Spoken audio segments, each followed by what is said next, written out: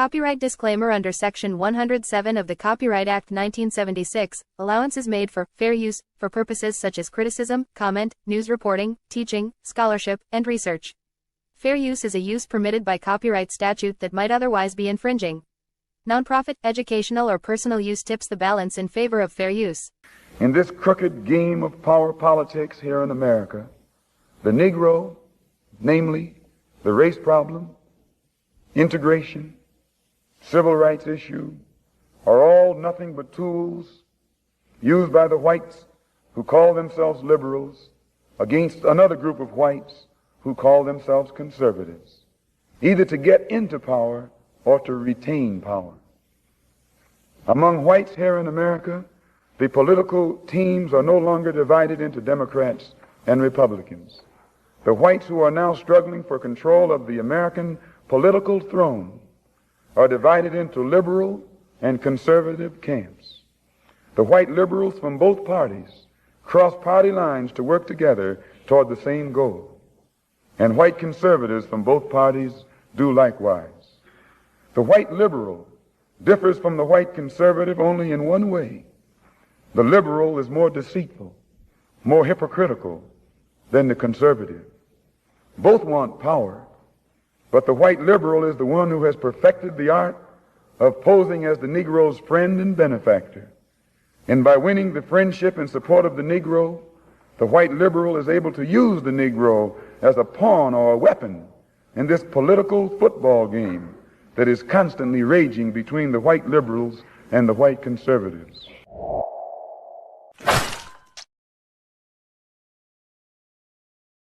What it do, family and friends? Welcome back to the Church of Black Power.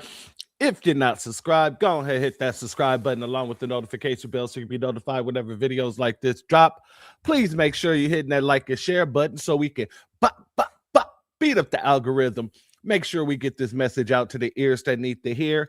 And if you have not done so yet, please click the link in the description. Go to change.org, put your signature on the petition for reparations, as well as join our Telegram group, so you can help us circumvent all of the shadow banning that PukeTube has been doing with the new black media. And with that being said, family, today we have a good one.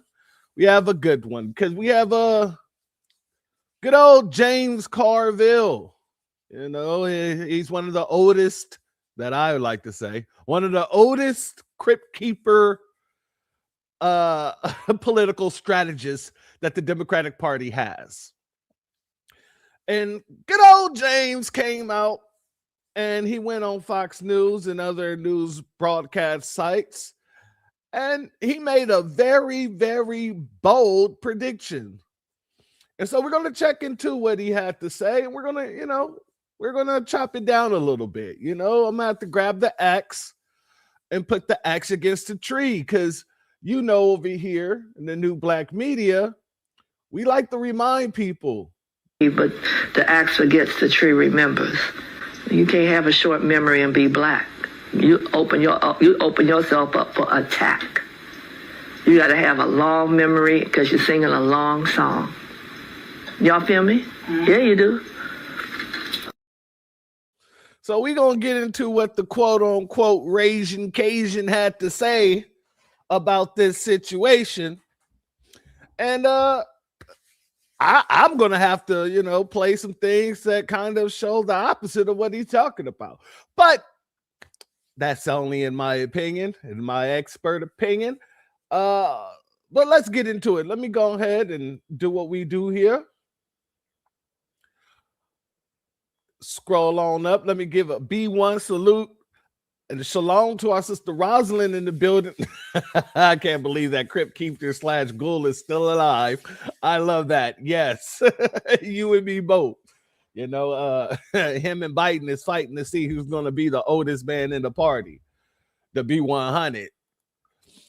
Shout out to our good brother Reparations Nation, our sister Queen, Hurricane Nisi in the building. Much love to you, my sister Queen, as well as our sister Queen Andrea Jones, as well as Black RU, my good brother. Thank you for being here, as well as our good sister Aquarius Minded. Thank you for being here, my sister Queen.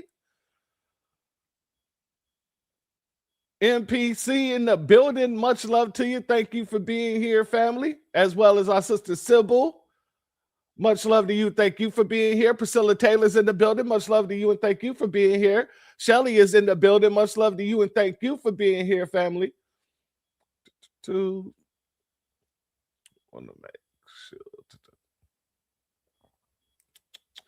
Mrs. C. Philip Davis is in the building. Much love to you and thank you for being here. Our good sister Queen Black Spider is in the building. Much love to you and thank you for being here. Our brother Willie McKinley is in the building. Much love to you and thank you for being here. Our brother AO is in the building. Much love to you and thank you for being here. Our sister Cooking with Miss D is in the building. Much love to you and thank you for being here, as well as our brother Rashad Wallace. Shalom and thank you for being here, family. Much love to you. Much love to you. And Christian Wright is in the building. Much love to you and thank you for being here. And for all those who are not in the chat, much love to you and thank you for being here. And everybody who's going to catch this in a replay game, much love to you and thank you for being here. Now, let's jump right on into it because, you know, like I said, James got out there and he decided he had to make some bold predictions about the 2026 as well as the 2028 election cycle. Much love to our good brother DSA1 in the building. Much love to you. Thank you for being here. Let's go here, family. Make sure we turned all the way up. All right. And it went immediately down when I press play. All right, let's go. Oh, I forgot. I wanted to read you some thoughts that he had this week. Of course, he worked with Obama. You worked with Bill Clinton. He said this, and it's Democrats will lose in 2028 unless they change course now. He said right now, Democrats have no credible path to sustain control of the Senate and the White House after the adjustments to the Electoral College map that look likely to come with the next census. The Democratic presidential nominee could win all the states won by Kamala Harris, plus the blue wall, and still fall short of 270 electoral votes. An already unforgiving map became more so. This is equally true of the Senate. Do you have as dim of a view as David Plouffe on the path of Democrats? Well, David is a high-tech, big-brain guy who's looking into 2030, what happens in the 2030 census, and that's good. I'm looking at the 2026 elections, and frankly, it's going to be a wipeout. Your viewers need to know that the Democrats are going to pick up at a minimum 25 seats, maybe as high as 45. Wow. In all likelihood, the Democrats will carry the Senate. So, and I think we're shaping up very well for the 2028 election. But I don't know, 2030 is, I'm 81. That might be on the other side of my horizon, to be frank with you. Yeah, so 25 to 45 seats, that's a bold prediction. And you are crushing my prediction on the 5, which was that Jessica Tarlow would have an unhappy night and Republicans would overperform, which I still believe. The trend lines are very good, James. When you look at inflation coming down, when you look at GDP, you think an economic revival that I think will come cannot demolish the trend you're seeing?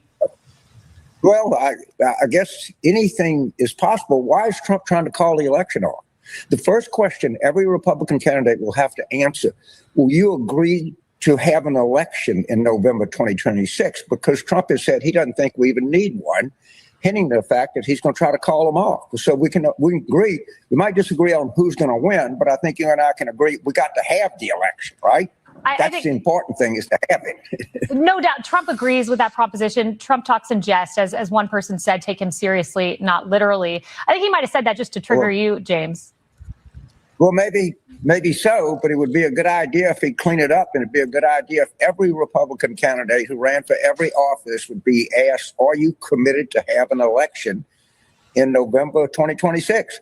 Because, you know, the President of the United States says something, and you say something about an election, people have died for that. If you go to Arlington or you go to any military cemetery, people died for free elections. I don't think that's a joking matter. Honestly, I don't. And I don't think you do either, Caleb. Okay, family. So you heard what the Crypt Keeper had to say. You know, the holder of the rings, me precious looking ass dude. I just want to start off with this. Let's just start out here. The fact that he said it's going to be a clean sweep. They're going to pick up at least 25 seats seats. James, you're not seeing what the rest of the world has been out here seeing, obviously. And if they do pick up any amount of seats, I'm going to be honest with you. Let's say they pick up 10 to 15 seats. Most likely that's going to be because of the fact that they were already going to pick up those seats to begin with, because they're in blue states where, you know, they're now gerrymandering in the very same way that Texas did. So I don't think that him saying they're going to pick up these amount of seats is really the flex that he believes that it is. That's one. Number two, you're not going to be out there seeing a bunch of new Democratic voters. You're just not. If you haven't voted Democrat before, 9 times out of the 10, you're not going to vote Democrat in 2026.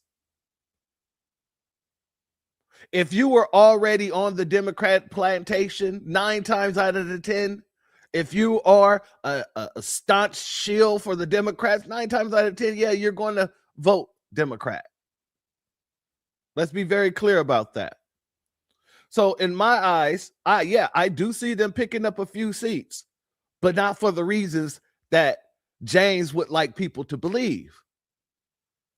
Especially with the Democratic Party going around spewing all kind of nonsense and ignoring the only people that can bring them into the White House, to bring them back into office.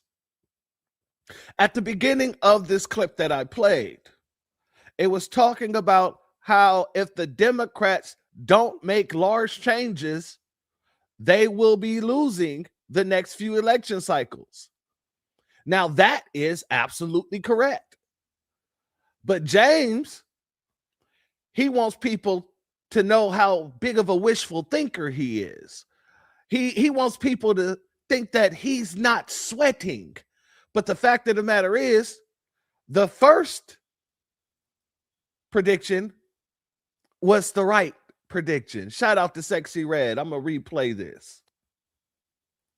That he had this week. Of course, he worked with Obama. You worked with Bill Clinton.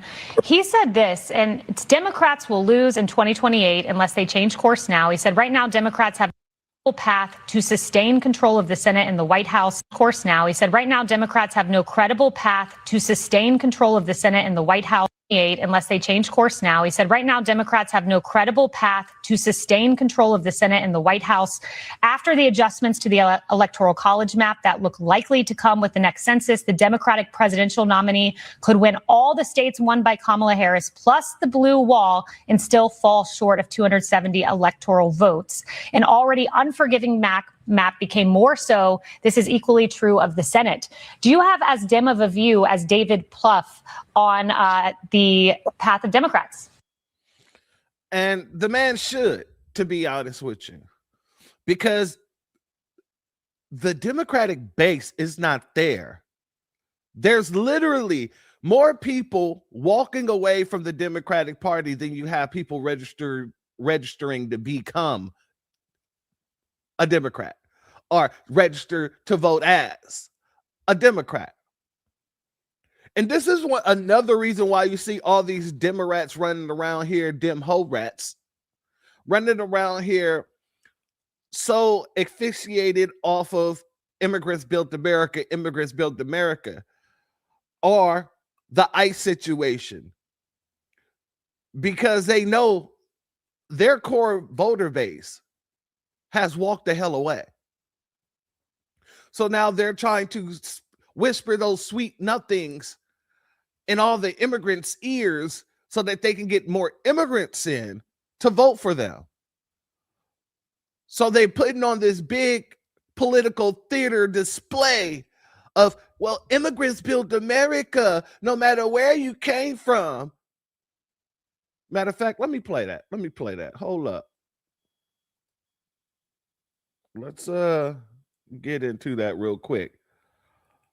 I don't think you're going to be winning with these folks doing this and saying things like this especially when they know we're their only saving grace.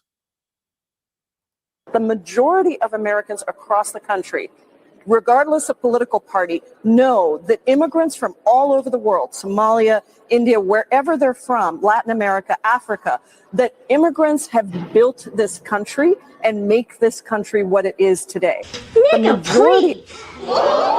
Did you take a stupid pill with your breakfast this morning, Admiral? False, false, and false again.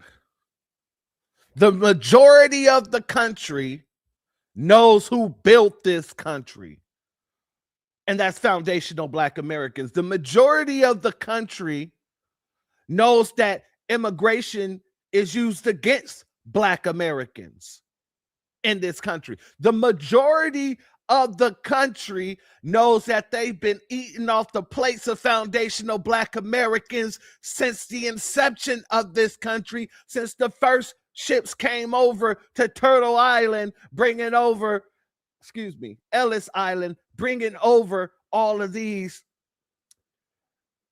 people seeking new opportunities and the American dream.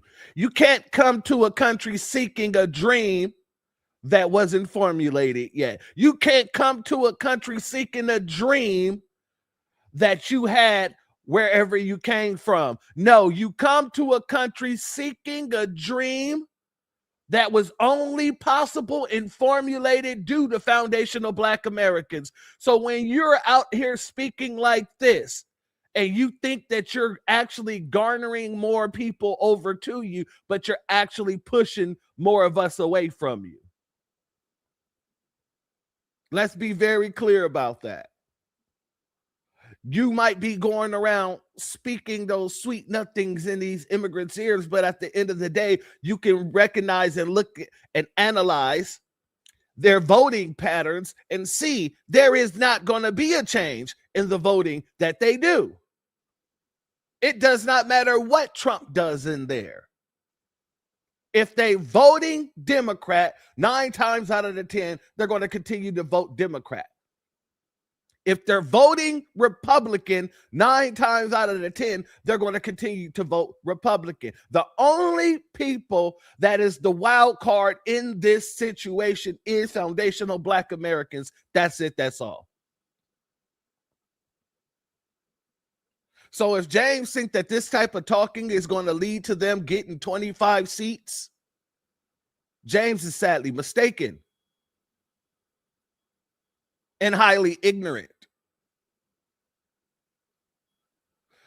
Let me give a B1 salute and shalom to our good brother DSB in the building. Much love to you, my brother. Thank you for being here, as well as our good brother Legit Hustle in the building. Much love to you and thank you for being here, as well as our good sister Patricia A. Jones in the building. Much love to you and thank you for being here. Family, I don't understand what makes him believe that, because like I said, if he must not be paying attention to the same things we're paying attention to. He must be living in a world of his own at this point in time if he believes that this is going to happen in 2026. Now, will the Democrats get some seats? Yeah, I believe so. Would it be 25 damn seats? I don't think so whatsoever. I just don't think so.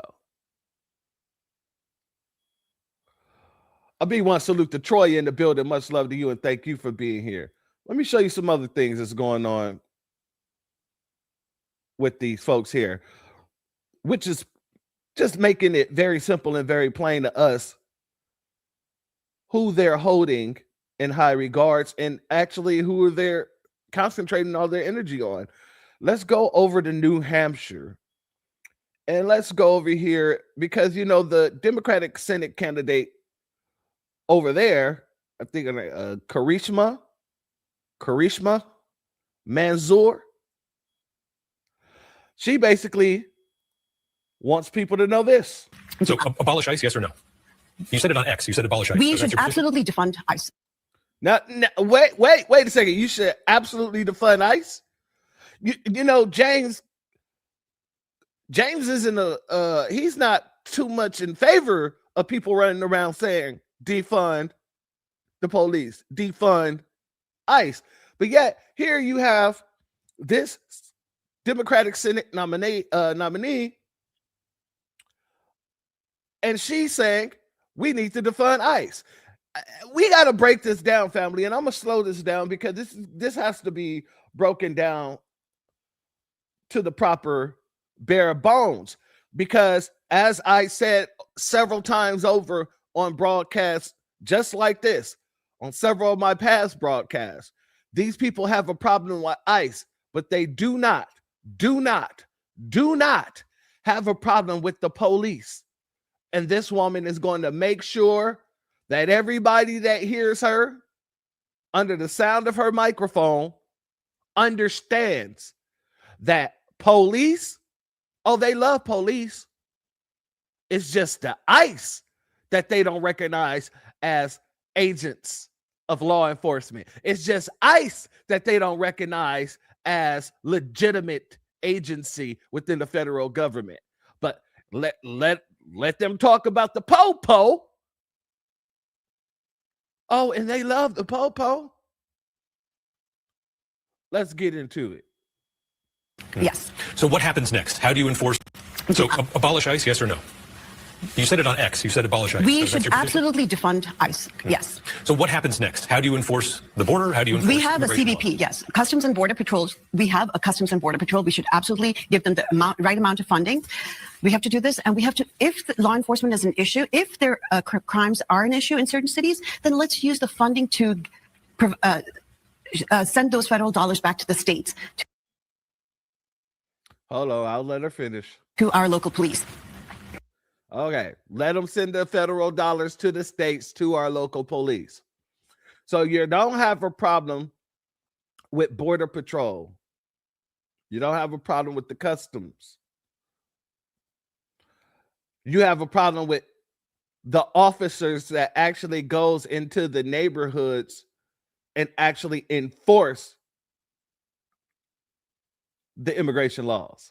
So you have a problem with ICE, but you don't have a problem with Border Patrol, knowing that Border Patrol can't go into these neighborhoods and grab up these illegals. Border Patrol is responsible for the border. Let me say that again. Border Patrol is responsible for the border. So you say, if there is criminality and if there is all this crime going on, then the federal government should give the federal tax dollars to the state so that it can go to the very same people that will not enforce and that cannot enforce the immigration laws. Let that sink in.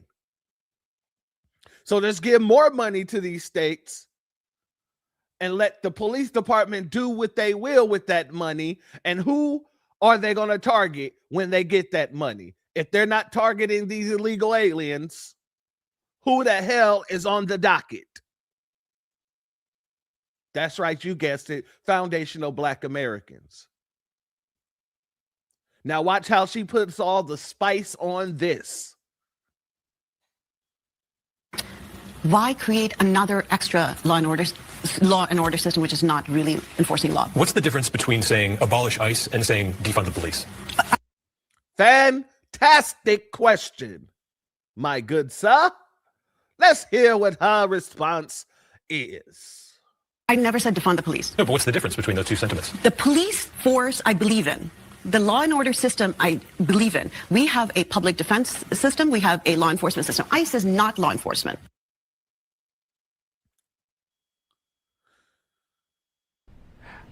What the does that mean, Kobe Bryant? Family, this woman just said out of her mouth, her immigrant mouth, that ICE is not law enforcement. If they are enforcing the immigration laws,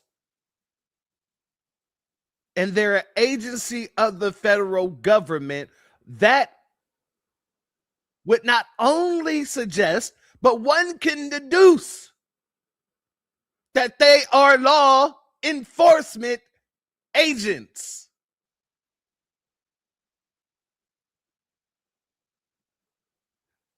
Hey, James, is this how you guys going to get that 25 seats? Is this how you guys plan to get and receive those 25 seats? I don't see it, James. I just don't see it. Shout out to our good brother Drew Laston in the building. Much love to you and thank you for being here, as well as thank you for your Cashapp donation. Your donation is blessed tenfold, and I appreciate your contribution as always, my good brother. Let's let her continue. ICE is not law enforcement. Please, let us not. So what happens when you abolish ICE? What happens to those 20,000 officers? What happens to them? Actually, let's talk about who those agents are. Do we even know who they are? Why are they always covering up their faces? Do we even know who they are?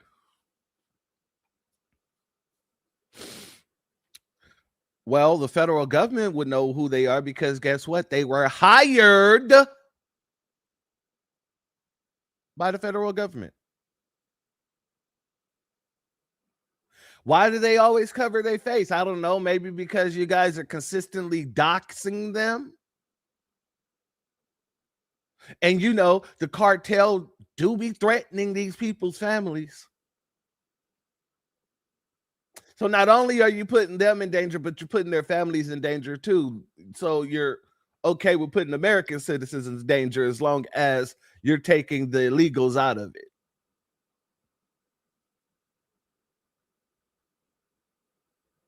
What does it even matter why they wear the mask? Do you go to your local police departments and ask the SWAT division, hey, why do you guys wear those masks?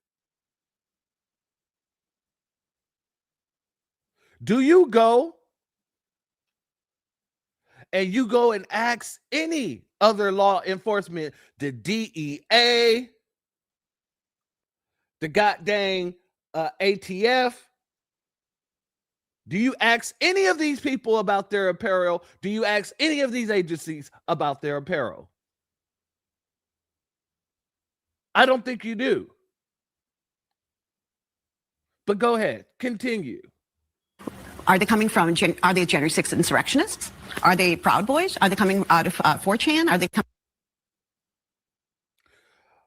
Are they J6 insurrectionists? Ma'am, we know that there were some police officers in that J6 insurrection, as well as federal agents, as well as Proud Boys. We know that the Proud Boys are in the police departments. We had a memo going out warning that white supremacists has infiltrated law enforcement. And none of you tripped out about that. None of you. On the contrary, you're here right now saying how much you support the police, how much they are law enforcement. You're not calling them Gestapo. You're not saying that they're illegitimate. So it only matters if it's an ICE agent that might be a Proud Boy. It doesn't really matter if the police officer that's supposed to be policing over or protecting and serving your community, even though the Supreme Court said that they're not obligated to do so. I digress. It's only when they're police officers that it doesn't matter. But if you're a Proud Boy ICE agent, now all of a sudden we need to take a closer look at things. All right, go off. Coming out of some extremist group. This is very concerning. Law enforcement officers have so much power over us and deserve so much respect from us. They're highly trained, they're respectful, they're heavily armed.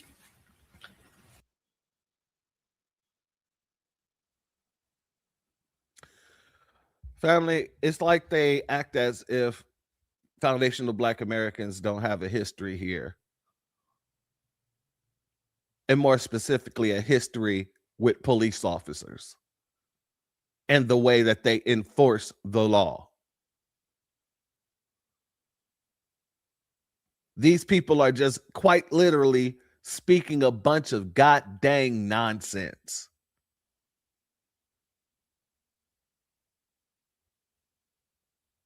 Interesting. Let me give a B1 salute to Sexy Red. Thank you for your super chat. Your donation is blessed tenfold, and I appreciate your contribution as always, as well as our good sister C. Terry in the building. Much love to you, and thank you for being here, and thank you for your super sticker as well. I appreciate your contribution, and blessings to you as well. Let's continue, family, because like I said, if this is what James think is going to get them 25 seats, I think James has been smoking on the peace pipe. He might have been putting some meth up in there. He might have been sprinkling in some fentanyl or something like that. That is it. Exactly, Andrea. They're only concerned when it's knocking on their door. When we're saying that these people are illegitimate agents because of the fact that they use their power to abuse foundational Black Americans. Oh, no. Just comply. Just comply. Everything will work out fine if you just comply. I remember there was a time where people were saying, just get home safely. Just listen to whatever the officer tells you to do. Just make sure you get home safely. But like I said, family, when it's not about us, the sky is falling like Chicken Little.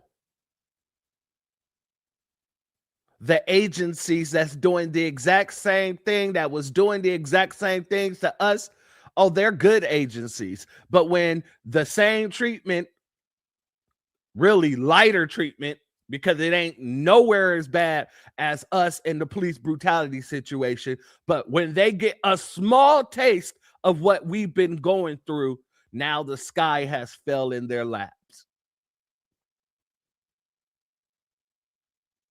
Let's let it continue. And yet they're not covering up their faces. They have badges on with their names and the insignia telling us which force they're coming from. What is ICE? Is covering their faces, acting thuggish, dragging people out of the cars. So anyways, ICE is not law enforcement. Like I said, family, this woman got up here and just spewed a bunch of emotional garbage. Internalize the flatulation of the matter by transmitting the effervescence of the Indonesian proximity in order to further segregate the crux of my venereal infection. You're saying that to maintain employment, that they face an ideological test, that you'd have to find out what they believe. Again, let's talk about, okay, what is going on in Minnesota is terrorizing folks. So I don't want to spend a lot of time just talking about ICE at the moment. I actually want to talk about what's going on across the country. Well, if you're the nominee, yes. Then, I mean, there are going to be attack ads that say she wants to abolish ICE and fire 20,000 law enforcement officers. But that's twisting the news. That's twisting the story. That's the attack ad. Is this what you think you're going to pull 25 seats with, James? I'm just asking for a friend, because if so, this next election cycle is going to be hilarious. I'm going to start buying popcorn in bulk. I told myself earlier, towards the end of last year, that I was going to start buying popcorn in bulk because I already know this year was about to kick the hell up. If you think this is what's going to get you 25 seats, I'm purchasing that popcorn tomorrow.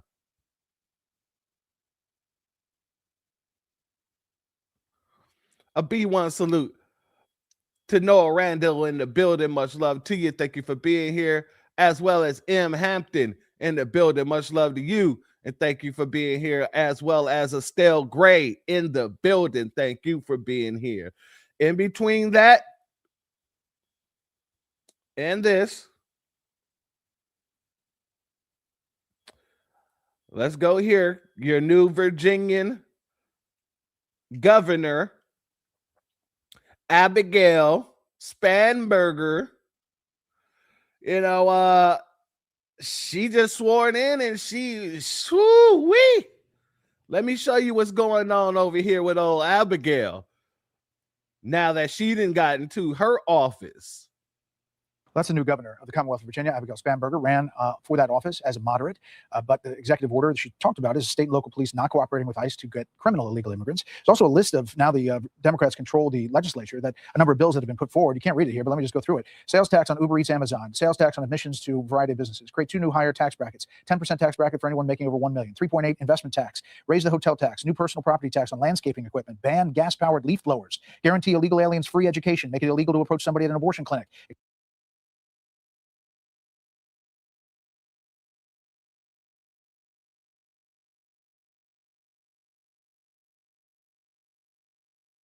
Extend the time absentee ballots can be received after Election Day. Allow people time absentee ballots can be received after Election Day. Legal to approach somebody at an abortion clinic. Extend the time absentee ballots can be received after Election Day.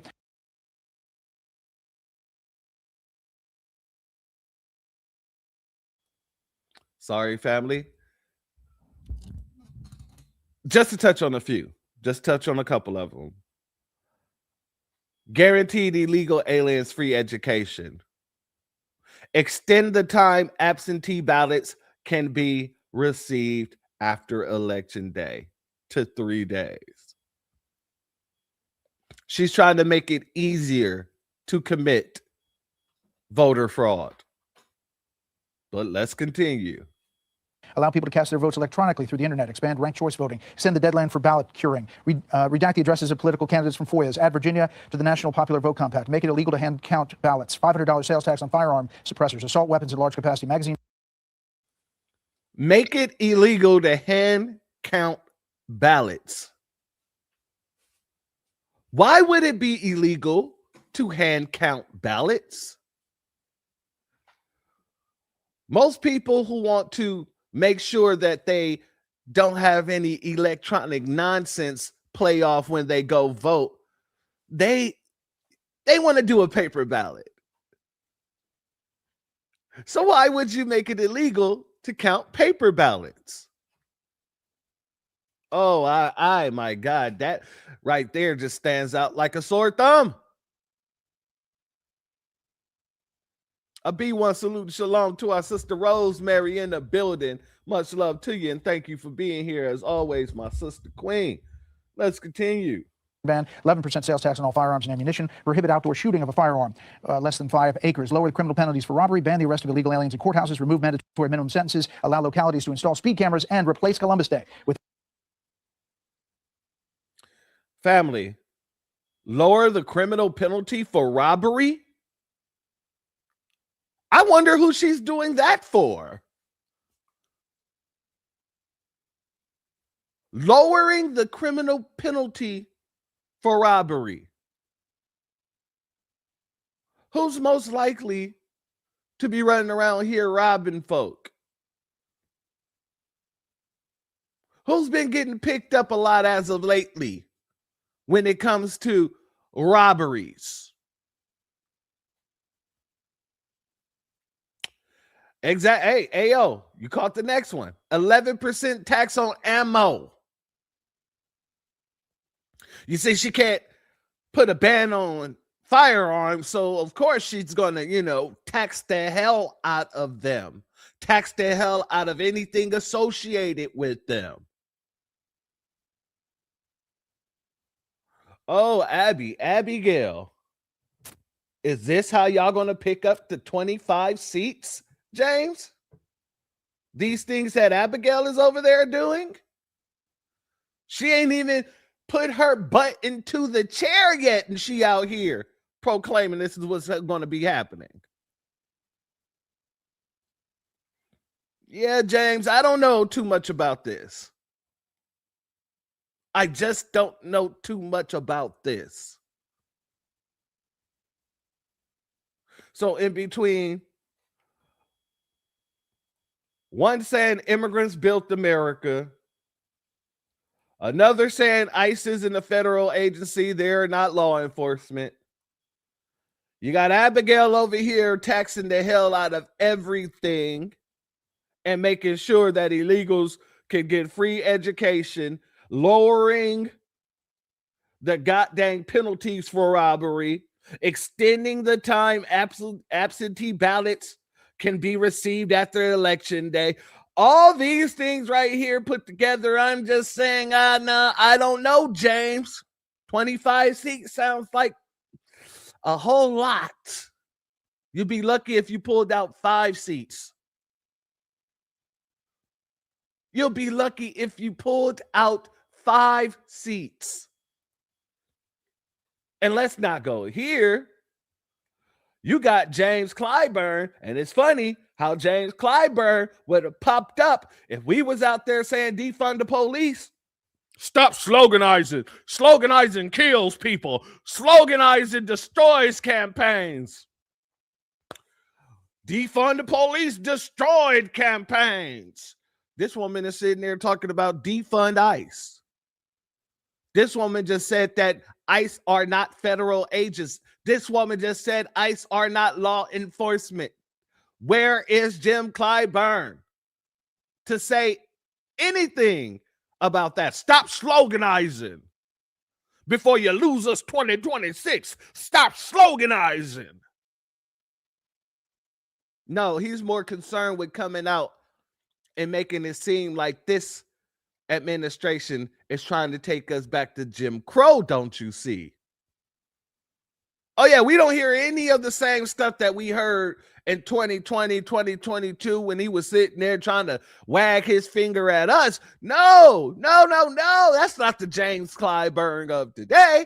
James Clyburn of today wants you to know that if you do not get out there and vote, this regime will take us the closest back to slavery as they can possibly get. Oh, let's go here, family.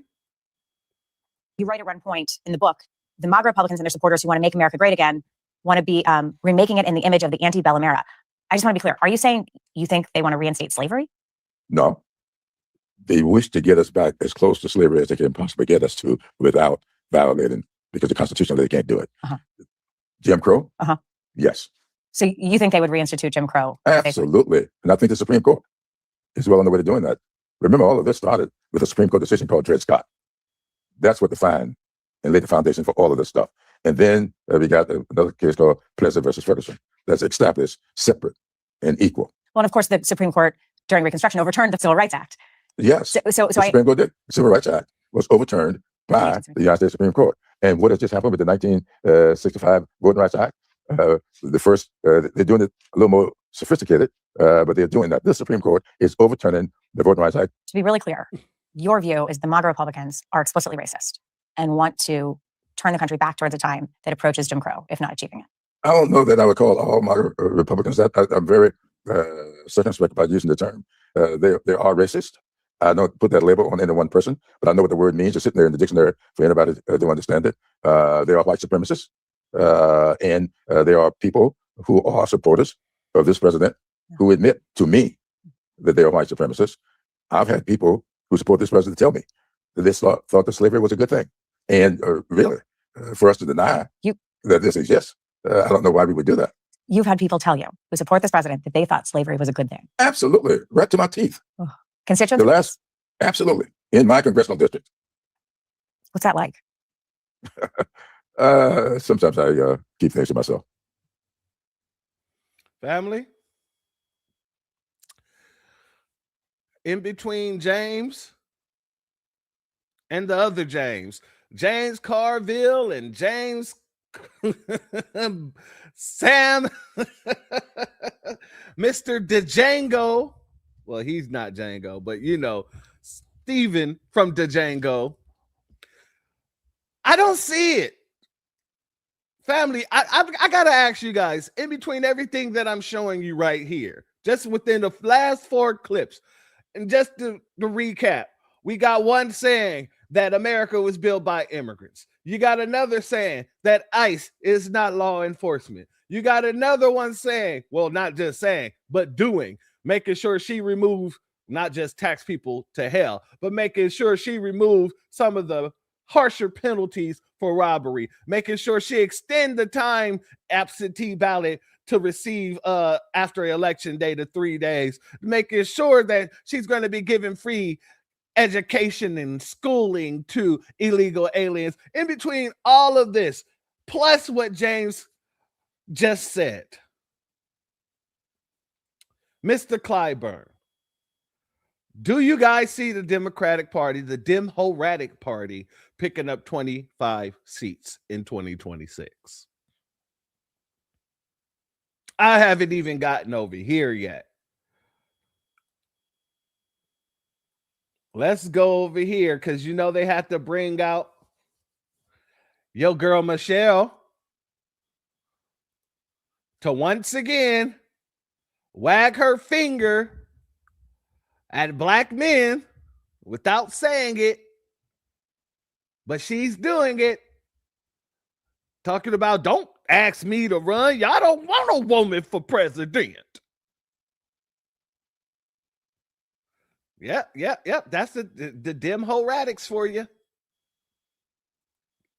That is the Dem-Horatics. Let's go here. You said, don't even look at me about running because you all are lying. You're not ready for a woman. You're not. There are men out there that were not going to vote for a woman. Let's just be real about it. And let's put that on the table and talk about, well, what's that about? Let's not be mad because I made the statement. The young women that we're talking to, keep climbing. We need you, and know that you may come up short, but keep going. You said.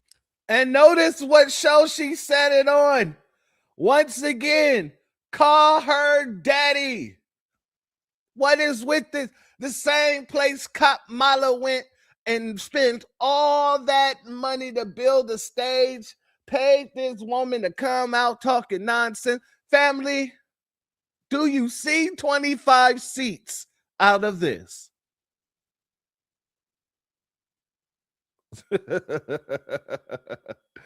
Shout out to Christ is a black man, another demon here, and I agree with you. As well as shout out to Kelly Goodman. Much love to you and thank you for being here. Yeah, I don't see 25 seats out of this. I don't. They're not saying anything. They're not saying what they're going to do for people. They're not going out there speaking to the constituents. They're not in our communities talking to us because we're not having them in our communities. We're running them out. Do you think this tactic will work? Well, clearly they don't think it's going to work. Why? Because of the fact that they're orchestrating the same talking points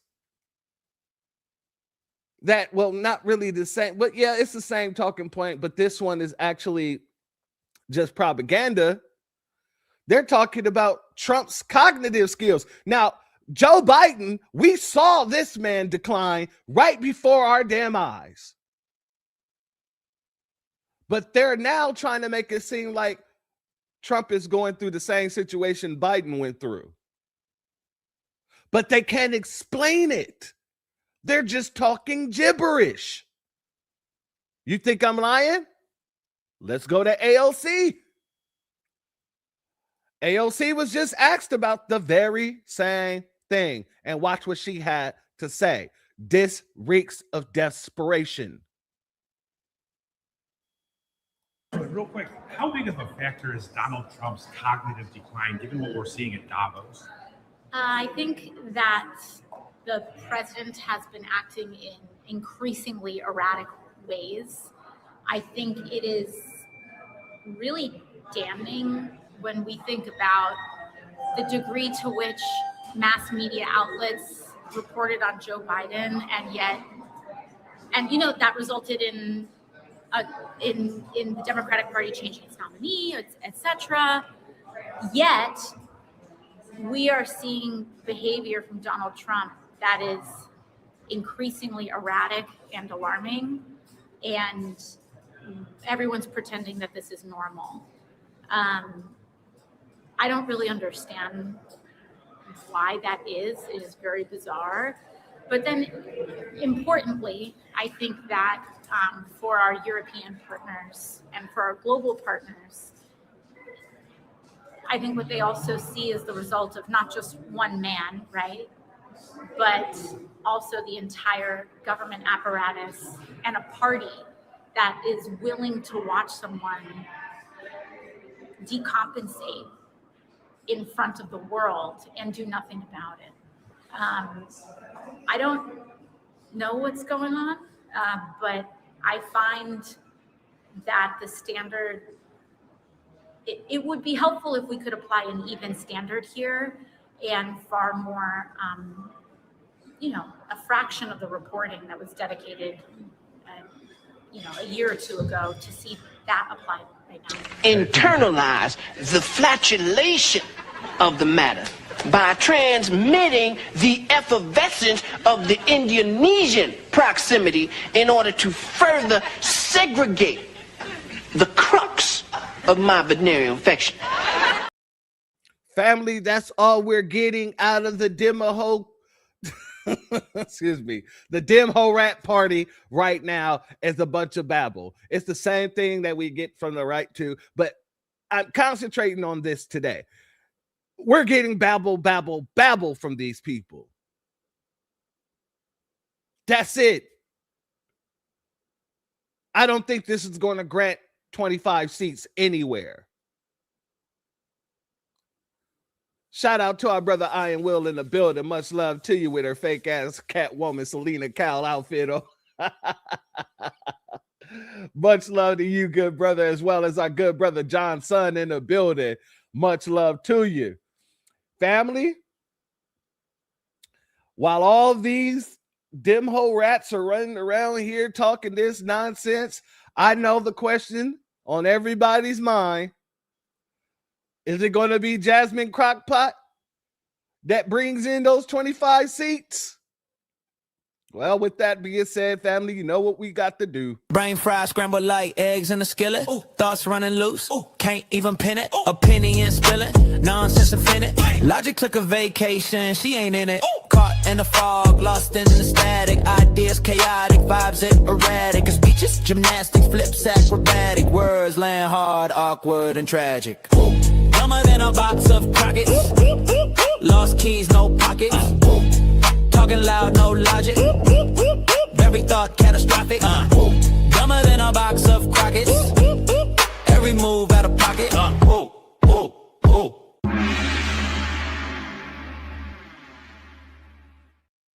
Oh, we got to talk about Jasmine Crockpot because over the weekend here in Texas, there was the MLK parade, and Jasmine just so happened to be in that MLK parade. Let's go here, family.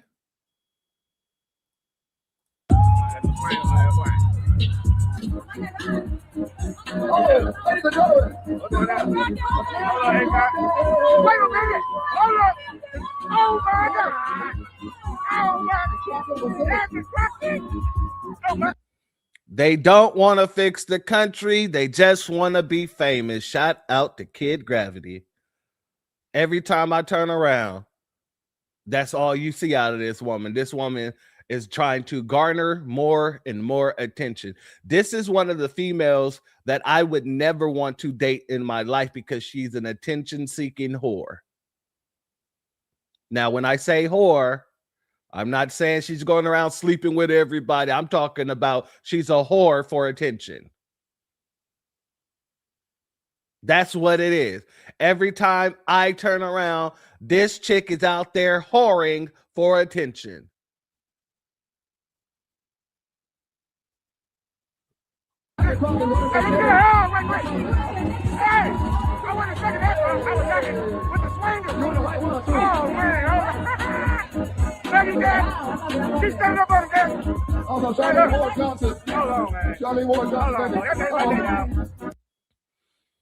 This is what her campaign consists of. This is what her campaign for senator in Texas consists of. Oh, we're not done. We're not done. No. They wanted you to see it from the front since you got to see it from the back. Don't need me a pot, I can microwave with it. I bang the high seat just like a Chris. Went from that shit to the spot, now we doing this shit. One time, pop like a chick. All of them talk, my bad ass still ain't listen. Was little, but taught me the ways of that kid. Don't need me a pot, I can microwave with it. I bang the high seat just like a Chris. Went from that shit to the spot, now we living. Still running, they now they gon' die about the bitch. That bitches and most of them not from the trenches. Come on my block, come and see how we living. We chillin' with blocks and I got extensions. Move to the north, cause I seen that was winning. Go ask somebody if got a spot, had spinning. I whip a bottle, the clutch in the ceiling was robbing. He come give it up and we kill him. One-legged partner, if I can't hear kill him. Is this how she's going to get your vote, family? She's not getting mine. Shit, no. But is this how she's going to get those 25 votes? Those 25 seats, excuse me. I'm just asking for a friend because she can go out and goddamn parades and wave her hands and let people swang down the street in the things, but family, when you got her running around talking like this, I don't think you're going to get those 25 seats out of her. The rails. You only love law enforcement when they're going after black, brown, immigrants, that kind of folk, right? Wait a second, Jasmine.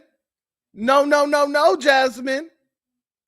No, Jasmine, because from your own party, Jasmine. States to our local police.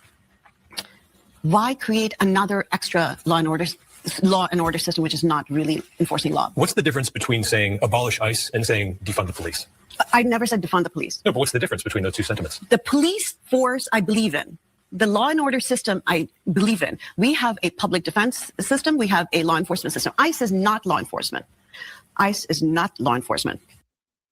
So you can call them out when it's on the other side of the aisle, but when it's right there inside of your own house, you are silent as a goddamn church mouse pissing on cotton. Very interesting to me. Very, very interesting to me. A B1 salute to our brother Och in the building, as well as Frank Winham in the building, as well as let me give a B1 salute to Presto, Strango, the Thugnificent. Thank you for your super chat, your donation, your super sticker. Your donation is blessed tenfold, and I appreciate your contributions as always, good brother. Love that name. Let's get back over here.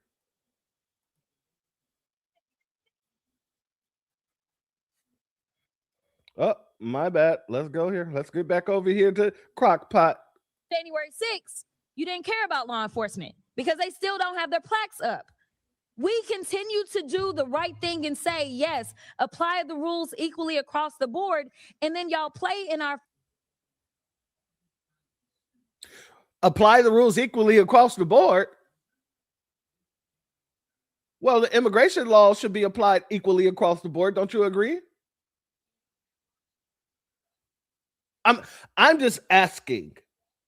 If you want the rules to be applied equally across the board, that means all laws should be followed and enforced across the board. And that includes immigration law. That includes the laws that you don't like because it's targeting your constituents or your want-to-be constituents, the illegal aliens. But go off.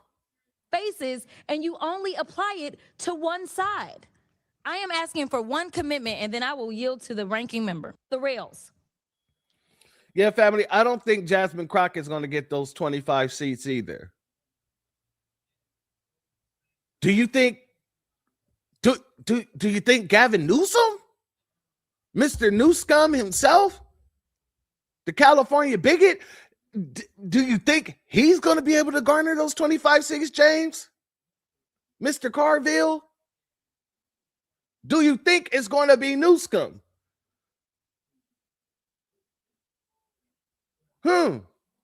Well, Gavin Newscum just so happened to go to the World Economic Forum. Why? Nobody knows. There was no other governors there. No other governor from America went. He just plopped up and he started basically telling all these other countries to get more aggressive with America, to get more aggressive with the president of these Americas. Now, I don't have a problem with Donald Trump, with people having issues with Donald Trump. I don't have a problem with that at all. I don't have a problem with him having everything to say about Donald Trump. My problem is when you going outside of America and try to convince other nations to then go to war with our nation, because that's what you're doing when you attack the president of the United States. If you try to go after the president of the United States, that causes wars, people.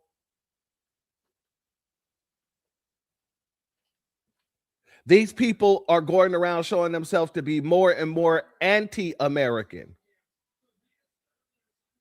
All because they don't like who sits in the presidential office. But let's get into it.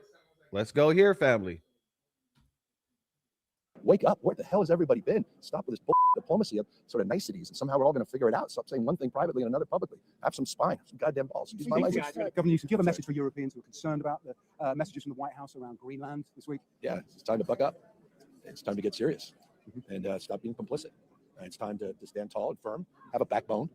I've seen this in the United States, the supine Congress playing both sides, saying one thing on a text or a tweet, another publicly. It's time to have principle. It's time to stand tall and strong. And what does that mean? It's time to stand united. Oh, my brother DSB. Oh, I know, my brother. We're going to get there. We're almost there. We're almost there. Just give me a hot second, because we're going to talk about that too. Shout out to you, my good brother. As well as shout out to my address in the building, as well as Rael in the building. Much love to the both of you. Thank you for being here. Let's continue. Make that determination. I don't make that determination. Collectively. I can't take this complicity. People rolling over. I should have brought a bunch of knee pads for all the world leaders. Handing out crowns and this is pathetic. Nobel Prizes that are being given away. It's just pathetic. And I hope people understand how pathetic they look on the world stage. At least from an American perspective, it's embarrassing. You should decide, the Europeans should decide for themselves what to do. But one thing they can't do is what they've been doing, and they've been played. This guy's playing folks for fools. Do you notice what's going on here, family? He's doing a lot of this. Internalize the flatulation of the matter by transmitting the effervescence of the Indonesian proximity in order to further segregate the crux of my venereal infection. They're asking him, Newsom, what should European countries' response be to Donald Trump? And he's doing a lot of babble, but in that babble, he's saying, get mad, babble. Grow a spine, babble. Get off of your knees, babble. You see what I'm saying? He's sending the word salad into a straight 360-degree turn, and he continues to turn it. But all it comes out to you're able to make out of that 360-degree turn, that word salad, that spin that he's doing, is just stop doing what you've been doing and get mad and get angry and do something different. Well, what should we do? Not what you've been doing. Well, what have we been doing? Whatever you've been doing, it ain't been working. So do something new. Do something different. Grow a spine. Let's let him continue. Diplomacy with Donald Trump, he's a T-Rex. You mate with him or he devours you. One or the other. Europe's You being need devoured? to stand, no, the Europeans could be if they continue down this path and process. They need to stand tall, stand firm, stand united. Don't look. You saw this a year ago. We should have been having this conversation, and they didn't. Okay, and now you're paying the price. Exactly what anyone objective observer would have anticipated we'd be where we are today. What do you think Europe needs to say to lead to the end of the European Union? Well, I don't want to be hyperbolic about it, but this guy's a wrecking ball. I hope people are waking up to what we're dealing with. This is it's code red. I mean, you guys are still playing by all set of rules. Everybody, the globe is with this guy. He's unmoored. It's the law of the jungle. It's the rule of Don. Everybody's still playing by the rules, you know. Everybody around the globe is, you know. It's the law of Don. And do you see what he's doing there?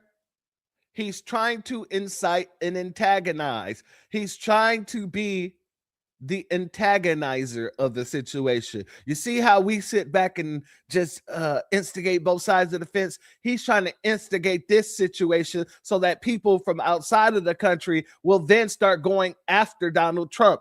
This is not a man for America. Not because of the fact that he don't like Donald Trump, but because of the optics that this man is creating outside of America on a global scale.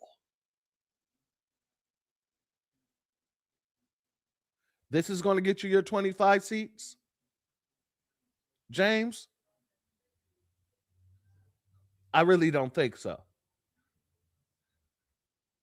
Let's let him continue. And I hope it's dawning on the world what we're up against. I mean, this is serious. This guy is he's not mad. He's very intentional, but he's unmoored and he's unhinged, and it requires you. The goal is whatever he wants it to be. The goal is the world in his image. He's a narcissist. I mean, it's no advice. Common sense. Why don't folks do what they say publicly, what they're saying in private? Why don't they just simply do what they know is right?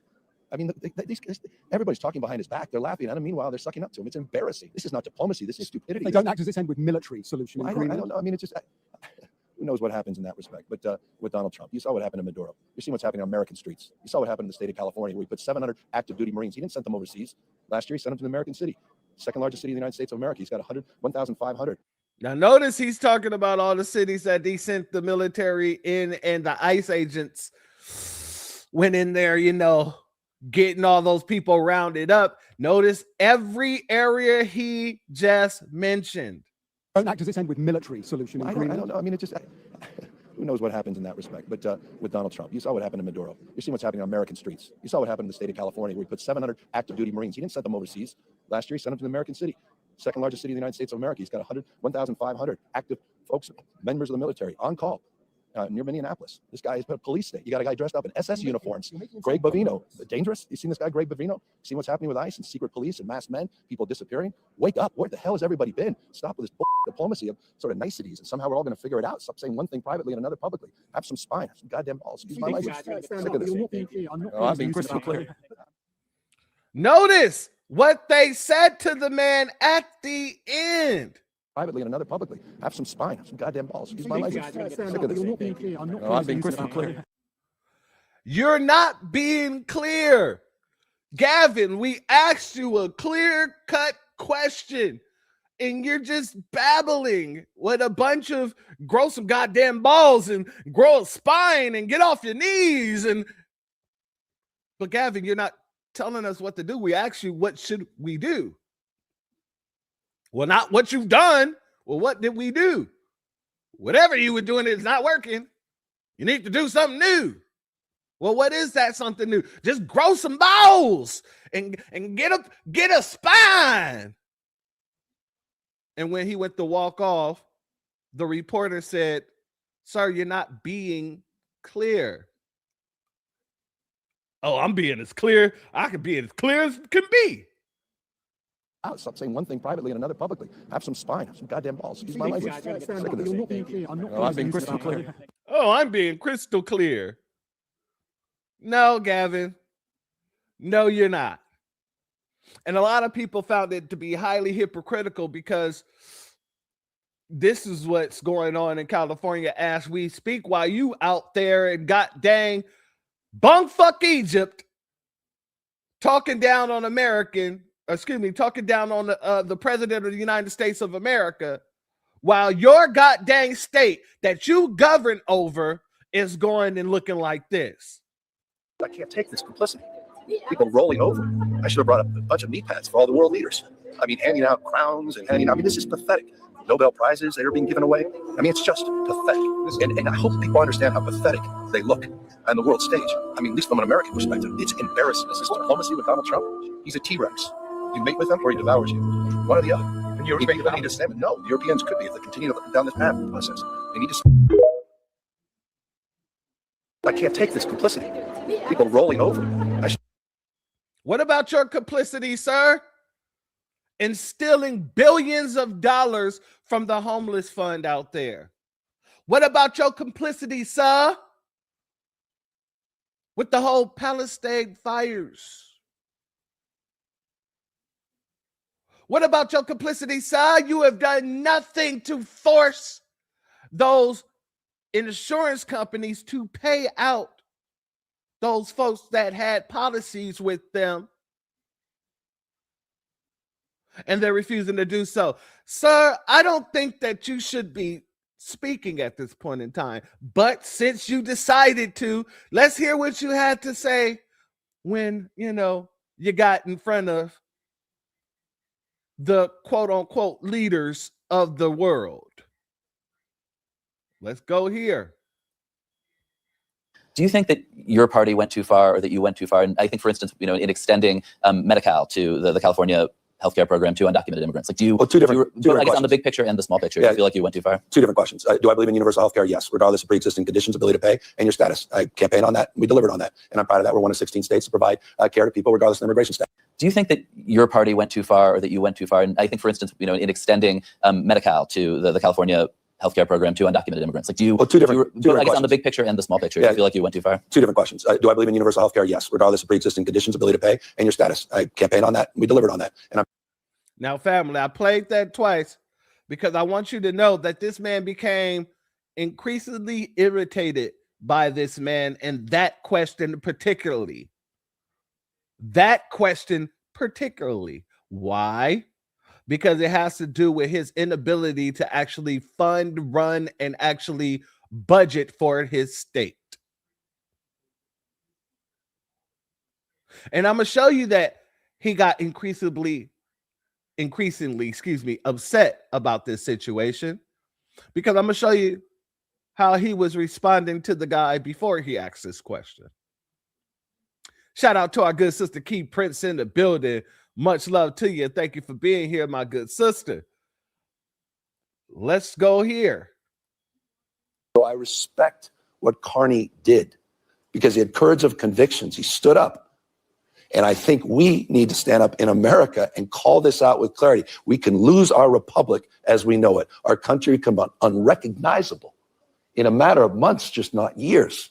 It is code red, blinking red in the United States of America. So forgive me, I feel this with passion, some indignancy, as someone frankly has taken it for granted all of these years. And it's why I came here to Davos to call it out. And so I respect what Carney. So you went to Davos to call it out, but you can't fix your own damn state. Make that make sense.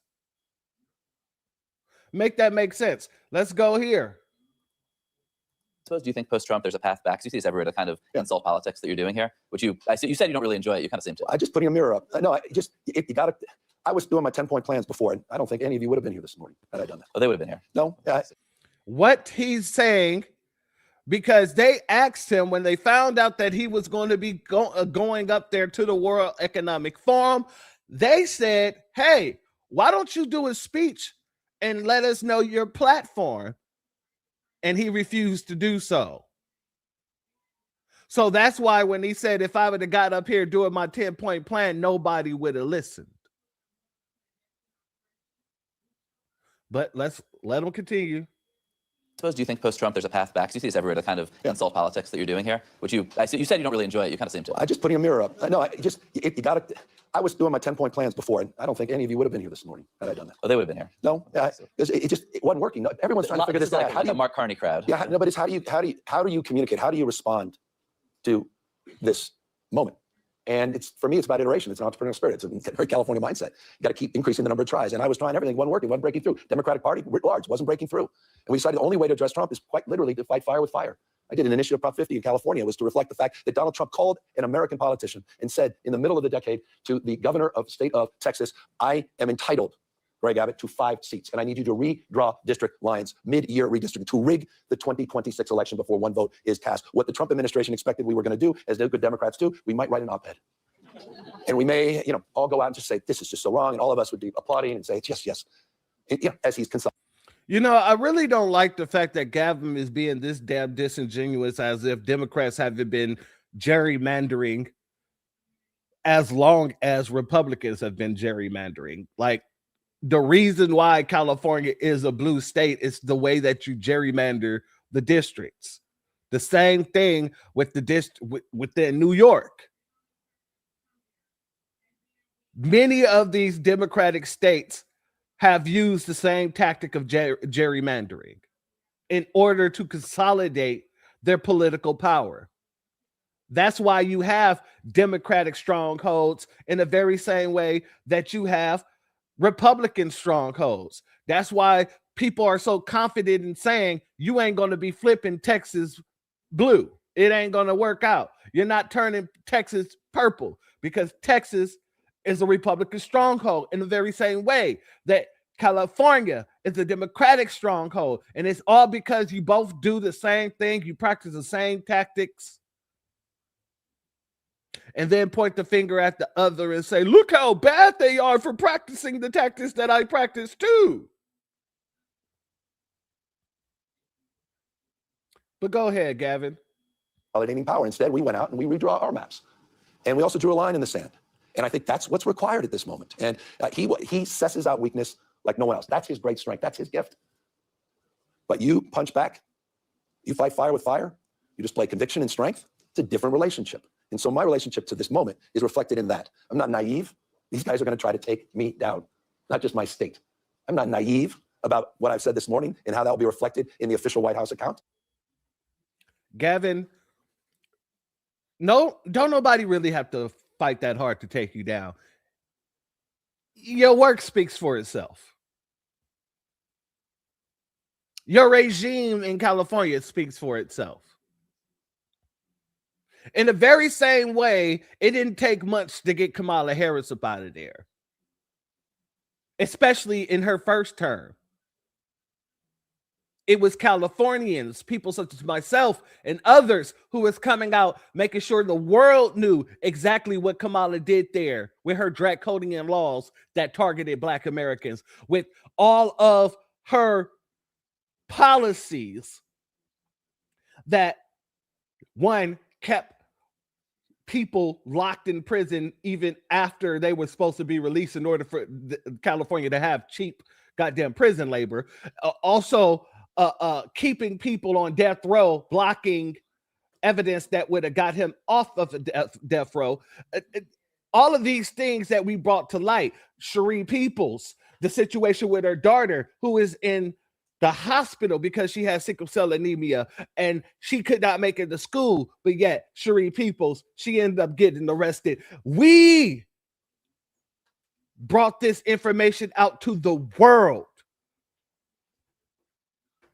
And so Kamala's trajectory on her campaign went down, down, down, down, to the point where she was sitting there lying on a national stage in order to one-up Joe Biden. Yeah, you remember Joe Biden, he was against public busing of Black children, and I got a big problem because I was the child on that bus. Dun, dun, dun. Knowing damn well she was nowhere near to be found. Knowing damn well she was lying.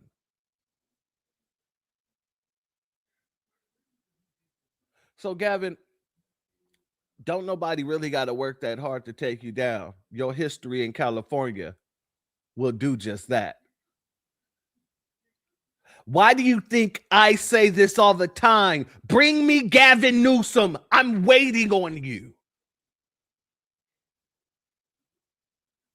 I will have such a comprehensive breakdown of everything you did in California the very next day you get that nomination.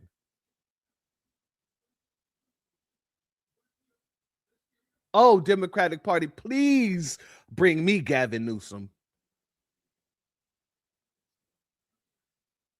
I am begging you to select this chump.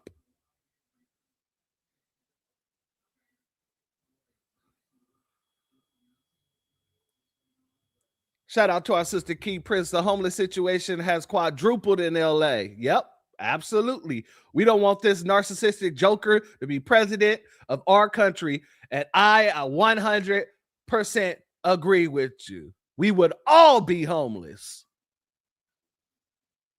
Each and every one of us. Shout out to our brother Maneuver in the building. Much love to you, and thank you for being here, my good brother. Let's let him continue. I'm not naive about the fact that he threatened to prosecute the Fed chief in the United States of America that has subpoena against another sitting governor, Tim Walz, who's literally going after his enemies with the FBI and the DOJ, these power ministries. I'm not naive about any of this. I'm not naive about the corruption and the graft at scale we've never seen in American history. I'm not naive about folks writing billion-dollar checks to Witkoff, to Jared Kushner for this new peace deal they're announcing today. I'm not naive about the fact that the President of the United States made $1.5 billion+ in the last 12 months personally. How the hell are we putting up with this? We have to call this out. Unprecedented in American history, happening in real time on our watch. We have to be held to a higher level, all of us, myself notably, to a higher level of accountability at this moment. Shout out to Gullery. Thank you for being here, family, and much love to you. And thank you for this comment. Democratic Party leaders haven't learned anything from the 2024 elections. And that's a fact. They're doubling down on their nonsense. And this is why many of us said when people was asking us, do you think in 2026 they'll start to listen to us? And we were like, nah, no. We have to show them that 2024 was not just a fluke. 2024 wasn't a one-off. If we do not do that, they will double down. They will triple down.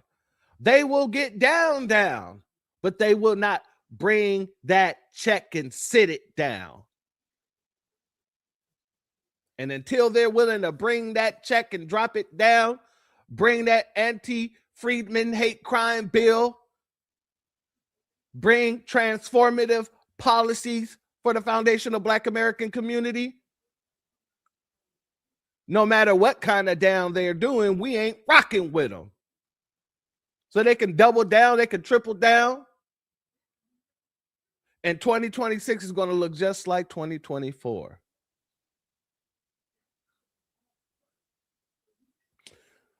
Now, I want to get over, excuse me,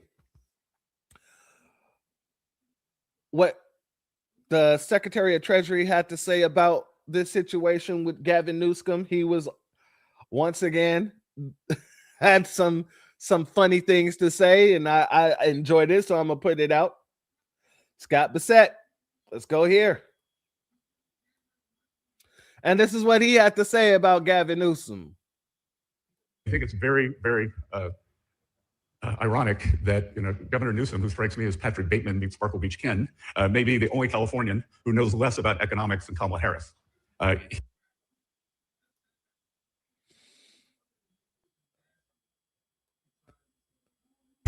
Damn!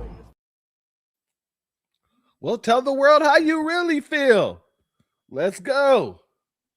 He's here this week with his billionaire sugar daddy, Alex Soros.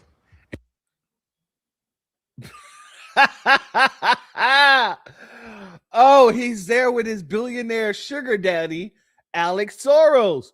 George Soros' son, huh? Okay, go ahead. Give us the tea. He's here this week with his billionaire sugar daddy, Alex Soros.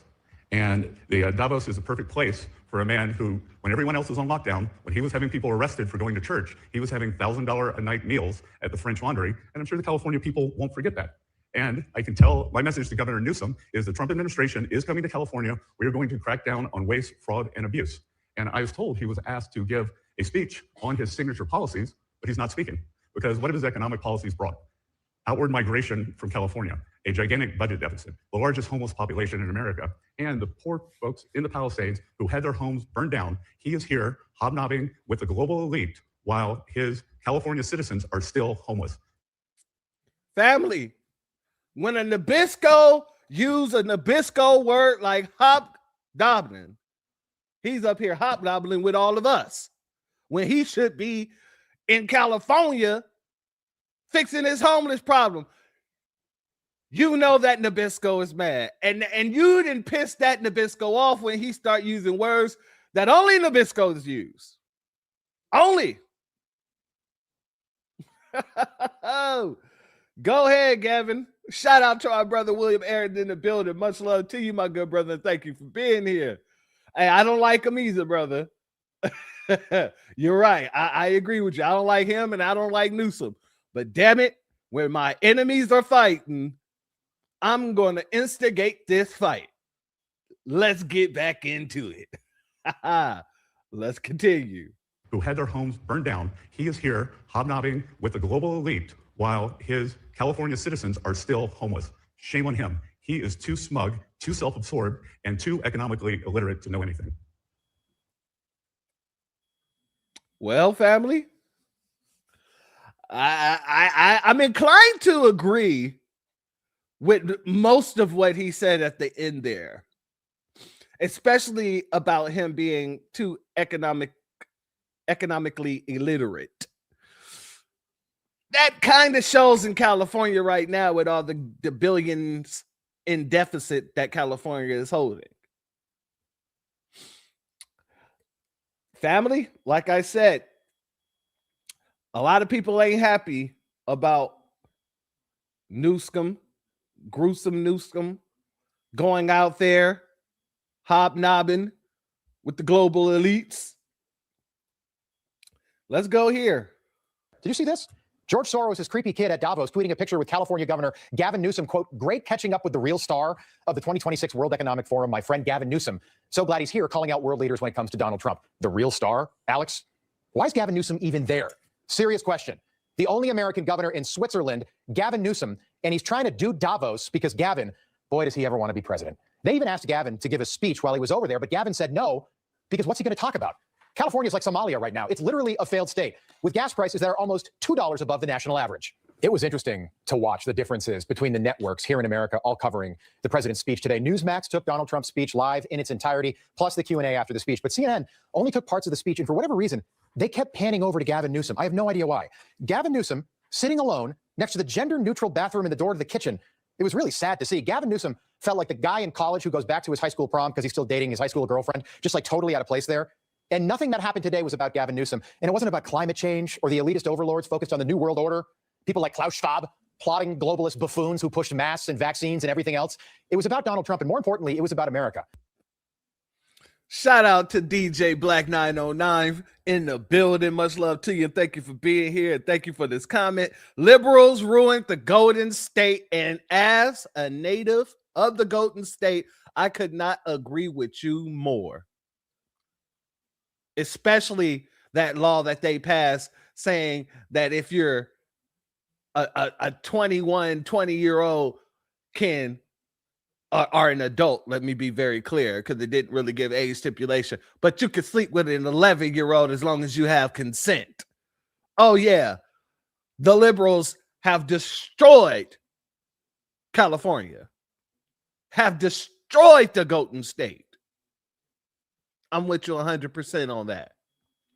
But family, this man just said Gavin Newsom is like The college guy who keeps going back to the high school because his girlfriend is still in high school. He's out of place. He shouldn't be there. He's looking weird. He's looking very pedophilish to the rest of the children there. They're like, why is this 25-year-old guy here? Why is his girlfriend 16? And I'm not gonna lie, I would I would have to agree. He looks very out of place. But when you see him standing next to Alex Soros, oh, it all comes into fruition. Everything the picture becomes even clearer. That's the man that they're going to be backing for president. Alex told him to bring his ass home. Oh, don't worry about what anybody would say. I'm just going to make sure everybody knows that you're the real star of the forum. Which means in just a few years, he's going to be putting billions of dollars, or trying to put billions of dollars, behind Newsom. If he hasn't already put that money behind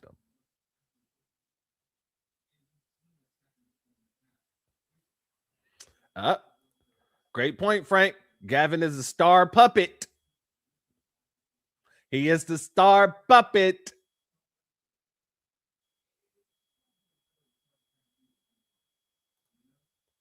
Shout out to Noah once again. A fool's error for sure. We're going to bury this dude's career, and I can't wait to do it. Shout out to our good brother Bernice Brass in the building. He will never become president. Family, I don't agree with... Hold on, before we go there, I want to show you Alex, Mr. Alex Soros, and how the man is the heir of billions of dollars, but he can't use some of that billions, some of that millions, some of the thousands that he have to get a speech coach. Oh yeah, this is the man who got his hand up the ass of Gavin Newsom, ladies and gentlemen. Let's go here. And I must ask, are y'all looking to get 25 seats out of this, James? Just asking. Gotta ask.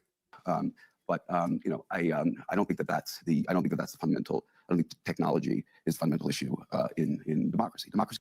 Now, family, if you're, I don't even want to say if you're a drinker, let's play a drinking game, because God dang it, by the end of this 2 minutes, you would be on your ass sideways. So just imagine if we were playing a drinking game, and every time he says or you imagine taking a shot. I want you all to count how many shots you would have taken by the end of this. And since Mrs. C put it in the chat, you know what I got to do. Send in the clowns. All right, let's start counting, shall we? You know, I don't think that that's the fundamental. I don't think technology is a fundamental issue in democracy. Democracy is messy. I mean, you know, democracy is about contestation of ideas. It's about plurality. It's about people having different truths. Actually, now, fundamentally, how society lives together civically in those contestations is obviously quite tricky. But I think that if we play too much on this disinformation card, we're taking responsibility away from ourselves to actually create a narrative that inspires people to vote and to believe, in democracy and democratic institutions. On the institutional part, I think that we can talk about institutions as these abstract things, but institutions are also about people. And we just heard this point about untrustworthy people, and we talked about things in the United States like checks and balances, which aren't written anywhere but are customs. And one man, Donald Trump, literally came in and just took that all away. But when I see this, when I look at this, more globally regarding democracy, I also say to myself, when was this great time that everybody got along so well and things were going so great? I mean, I think I think that we really have to be careful here in this nostalgia for a time past, because a lot of the reactions we're seeing in society are actually reactions to positive things like equality for women, and greater diversity, which come with backlash. Now, family, how many shots would you have taken or had to take if we were playing the drinking game? I counted 39 shots. 39 shots. With all that money, with all those billions and all those millions and all those thousands, all those hundreds. You couldn't take a communications class?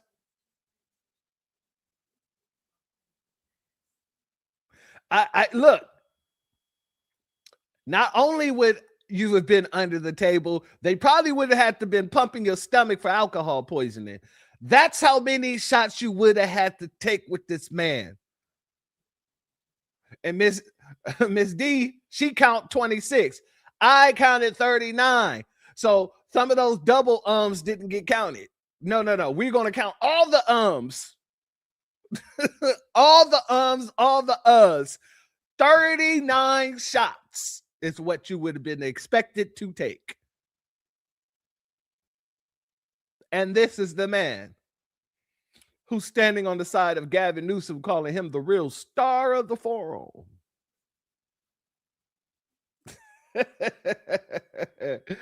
Let's go here. Should we continue from 39? Let's just continue from 39, shall we? We just heard this point about untrustworthy people, and we talked about things in the United States like checks and balances, which aren't written anywhere but are customs. And one man, Donald Trump, literally came in and just took that all away. Okay, I already played that clip. All right. Now, I usually do not ever, and if I do, it is very rare that I agree with Stephen A. Smith. It is very Stephen Fetchit Smith, I rarely agree with. But I gotta admit, on this one, a clock is right. A broken clock, is right twice a day. A B1 salute to our brother Black RU. Thank you for your Cash App donation. Your donation is blessed tenfold, and I appreciate your contribution as always, good brother. Let's go here, family. The broken clock. Gavin Newsom. Respectfully, what are you doing? You're the governor of the state of California in the United States of America. Why are you over in Davos, Switzerland, talking to folks and speaking negatively about the president of the United States? I have no problem with Gavin Newsom being candid and open about his feelings about our president on United States soil. To go over to another country, Switzerland, to go over there and to be in the presence of other European leaders speaking against the president of the United States. I'm not down with that. Y'all might be. I'm not down with that at all. Say whatever you want here as a governor from the opposite side of the aisle of a state in the United States on American soil, fine. But I'm one of those people, when we go somewhere else, it's America first.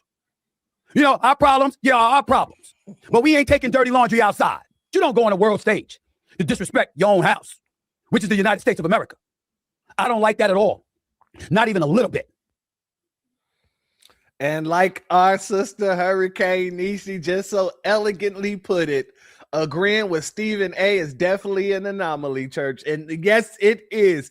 I couldn't believe I had to go look myself in the mirror, throw some water on my face, slap myself across the face a couple of times to make sure this is what I was going to have to say. Unfortunately, yes, I had to agree with him on this one. All right, Steven, you get one out of me. Like Spider-Man said, I guess everybody gets one. Shout out to Cultural Superpower in the building. Much love to you, my sister. Thank you for being here. He's acting like Billy Porter. Hey, I wouldn't be surprised if him and Billy, you know what I'm saying? Never mind. Let me continue because I digress. Now, I'm just wondering, family, is this what people expect to receive 25 seats from? Is this what James Carville is expecting to garner them 25 seats? I just don't see it. He's talking about the 2026 is going to get swept. I just don't see it. Family, let's go here. That wasn't the only prediction that James had. Oh, James made a prediction that, God dang it, you would have never thought that he would be making from some of the things that he'd said over the past few years. Let's go here. My opponent spends full time talking about just kind of diminishing who we are as America and talking down at people, talking about, I don't know, that we're the garbage can of the world. We're not. Kamala Harris going in on Donald Trump and that closing rally message that we heard last night. There she was speaking in Michigan. We're joined now by James Carville, legendary Democratic strategist. His new piece in the Times is said, I should say, is where he says, why I'm certain Kamala Harris will win. We'll get to that. But welcome, James. 8 days out. As I've tried to do each night here, I go through the numbers. I'm curious your thoughts on the high turnout. Some of the other. Shout out to AO. He said, do they call Carville Gator? Oh man, I just had a flashback. Gator don't take no shit. Gators bitches better not be doing nothing without no rubbers. Oh man, I'm sorry. All right. I digress. Let's go. Teams, but let's start with that question I raised. What Donald Trump and his team, selected by him, vetted by him, way too late in the season, in the hour to claim you didn't know who you were putting on that very big stage. His team and what he and they argued last night. Your thoughts? Well, my thoughts are this. I looked at it, and, they came after women. I said nothing because I'm not a woman. They came after Puerto Ricans. I said nothing because I'm not a Puerto Rican. They came after black people. I said nothing because I'm not black. But then they came after watermelons. That's where James Carville comes out of his chair. Okay, next thing you know, they're going to come after gumbo, and they're going to take our gumbo away from us. It was so disgusting. It was so racist. It was so misogynistic. The only way to deal with this is through humor. If you try to deal with it by being serious, you'll just get so mad and so raged you can't see. So you're gonna have to take my cold dead hand off my watermelon. I can tell you that right now. We're not going there. There you go. Spoken like the Raging Cajun. Let's link it to the math.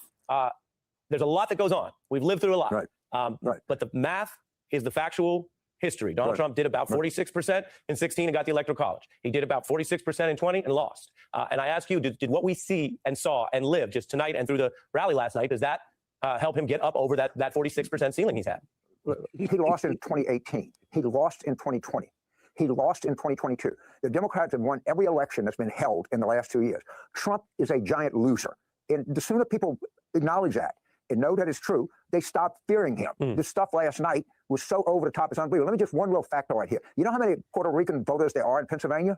273,000. This is going to cost him votes. And a substantial Puerto Rican vote, also in Michigan. And I've worked, these are very prideful people. They describe it, that Puerto Ricans first, they describe that is their identity marker. And this is a community that is not going to take well to this. I promise you. And there's a ton in Florida, which is going to end up being a lot closer than anybody thinks. But have Steve Kornacki look around and see how many Puerto Rican voters there are in swing states. There's a lot. And they much more identify with their island than almost anybody else around the world. Shout out to Black Truth Strong Meth. Yeah, that's exactly what we're looking at right here. You see his eye can't stay open on one side, but you know, I digress. Shout out to our sister Snarte Jones in the building. Much love to you. Shalom, my good sister. Thank you for being here. Y'all is tearing this dude up in the chat. he give off that Jen BB King. I'm telling you. Let's continue. And, promise you that. And look, I don't do a ton of generalizations. I'll say most people, when you attack them for who they are, where they come from, or you try to paint them all with one brush, most people don't find that a very appealing closing argument or a respectful way to engage. I want to go to the numbers again, because now we're in it. I mean, almost a third of people voted from the last electorate numerically. People are voting right now. We're in it. We won't have the results till later. The Republicans, as you know, have made a big deal out of showing a type of confidence or hype or bluster. In 22, they even tried to pollute the sort of polling markets to that effect. We've heard a lot more talk on the right about they're going to win. Your op-ed and some of what you've been saying lately is a more confident model than the anxiety we've heard from Democrats. If you go to the popular vote over the years, I want to show this because it's a point you and others have said. Nationally, Republicans don't usually get the total vote. They don't usually win more votes. This is how many times people have picked, more people have picked the Democrat for the White House. And then the 2020 map, why don't you walk us through this, James? Do you see Harris holding this winning coalition, this map, or how would it be different, you think? Probably, I mean, to be honest, in a macro sense, we may not do, there's a lot of talk, we may not do as well with non-white voters as we did in 2020 in terms of turnout, in terms of total vote. It might be a little bit off. But anyway, I think whites are really, just to give you my analysis, college white males tend to be a lot more pro-choice than other males, and they also have something to lose in this economy. And, there's a lot of non-college white women who are very pro-choice. And a lot of Hispanic women. That people think that's why we held on in one Nevada in 2022. So this entire reproductive rights thing has not germinated like it's going to do on election day and people in early voting. And you see all this early vote analysis to the person, they all say it's more heavily female than it should be. And I'm not surprised by that. And we're going to win. Okay, this is not the country I live in. This is just, I refuse to believe that. We're going to win because this is not who we are. There are other reasons. You pointed out brilliantly. The surrogate game, we're 98-2 up. We have every kind of surrogate you can think of. Entertainment surrogates, cultural surrogates, political surrogates, athletic surrogates. I'll cup run it over. And they help coming down the stretch because you can deploy them in many different places. And they can, like Beyonce did. So I'm very encouraged. I'm very comfortable with my prediction, my certainty that we're going to win. Because we're going to win, baby. We're just going to win this thing. Yeah. Viewers of The Beat know we don't spin our wheels much on a lot of these big early polls. You have to follow the facts. But the early vote is not a poll, and it's up. Do you think that means more people are just voting earlier and we've got all these COVID evolutions? Or do you think this is going to be a very high turnout election? Because if it's high turnout and high turnout among women, then Harris is in a good spot. I'm not an election voter predictor on turnout, but it sure seems to me that there's increasing Democratic enthusiasm. Just give you one look. This is a little factoid. The Washington Post lost 200,000 subscribers. That's 200,000 people that actually went and clicked onto something, and they had to go through some rigmarole to cancel a subscription. You think that's not an indication of energy? And I know it's Northern Virginia, and, Chevy Chase and D.C., but that tells me a lot. Energy, yeah. And that tells me that there's feeling out there, and there's depth of feeling. I keep hearing.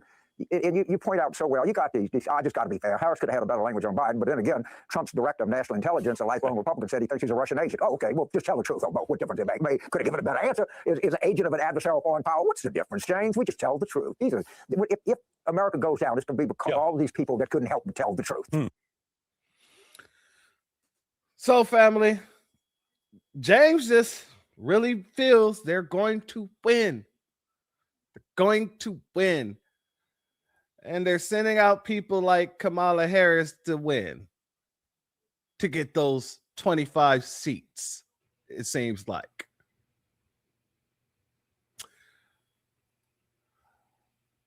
Over the holiday for King, Kamala Harris, she's on her 107 days book tour. And she stopped off at the National Museum for Civil Rights and stood on the balcony where King was assassinated. I want y'all to answer me this question. Do you think this is for nothing? Or will she be using these optics to put her foot back into the water for 2028?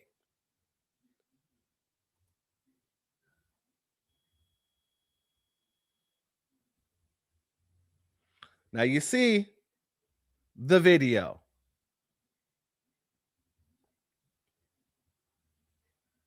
Now I want you to see the optics in which she's trying to present. You see this? Now, let me explain to you how egregious this is. The very same woman who told us, I'm not going to do anything only for black people. No. Is now standing in the very place where the man who died fighting for reparations, who died fighting for Black Americans, foundational Black Americans. She's standing where he was assassinated while telling the people that he fought for she would not do anything for us, while ignoring the people that he fought for. That's egregious to me. Especially for them to be putting up pictures like this. Pictures like this to remind you the significance. And then hit you off with this picture here.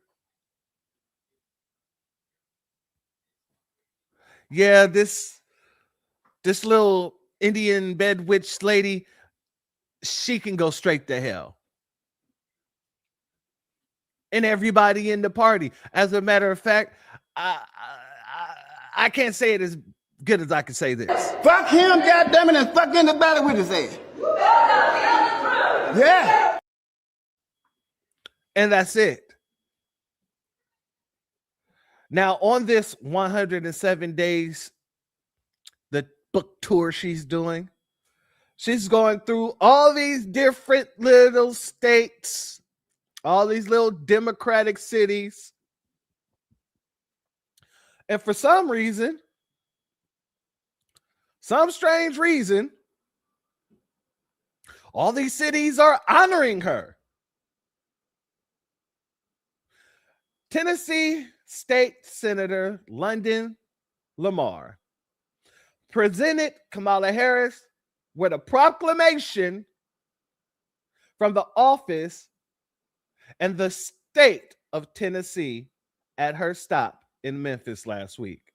Queens deserve their flowers while they're here with us. While they're with us, excuse me. Thank you for paving the way to continue to lead with purpose. What has she done?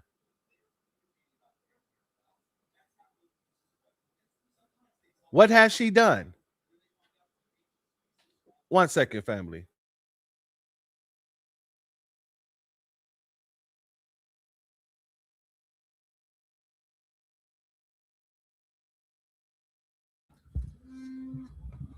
All right, my bad, family. All right. So my question is, what has she done to receive anything? Exactly. Nothing. Nothing. Shout out to Aquarius. Let her get her flowers in her mama's homeland. Exactly.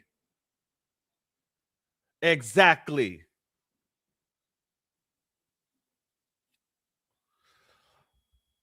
Let's go here.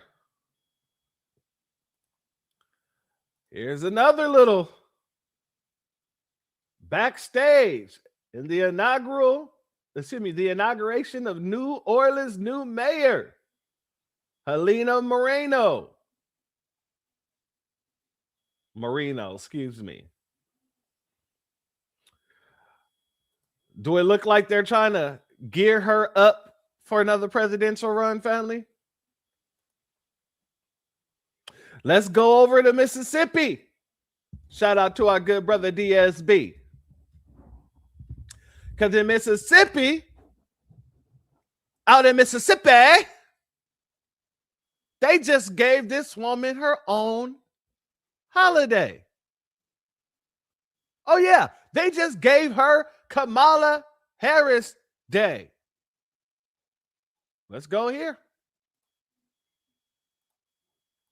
Earlier today, in recognition of all of your great firsts, I signed a proclamation declaring January 14th, 2026, Kamala Harris Day in Jackson, Mississippi. And we can't wait since Kamala, January 14th, 2026, declaring January 14th, 2026, declaring January 14th, 2026, Kamala Harris Day in Jackson, Mississippi.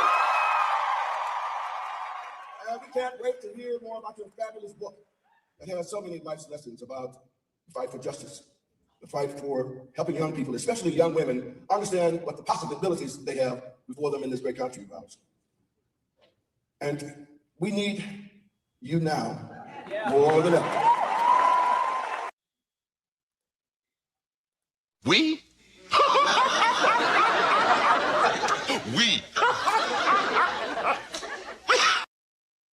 What the hell is this man talking about? They're trying so hard to bestow some sort of legitimacy on this woman, and it's just not working. It's not.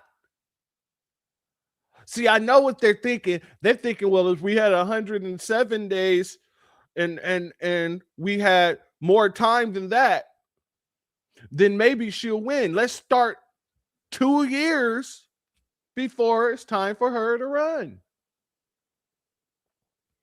That 107 days killed her. So now they're trying to bestow some legitimacy on her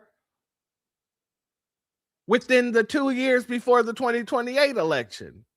2.5 years, really a little over 2.5 years, 3 years, just about. And that's not going to work. But go ahead.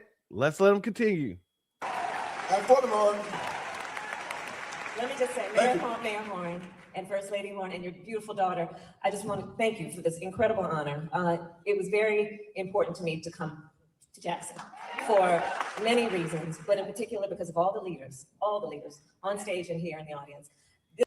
Family, what has she done? Especially for Black people. She presided over the most tiebreakers, and none of those tiebreakers had anything to do with foundational Black Americans.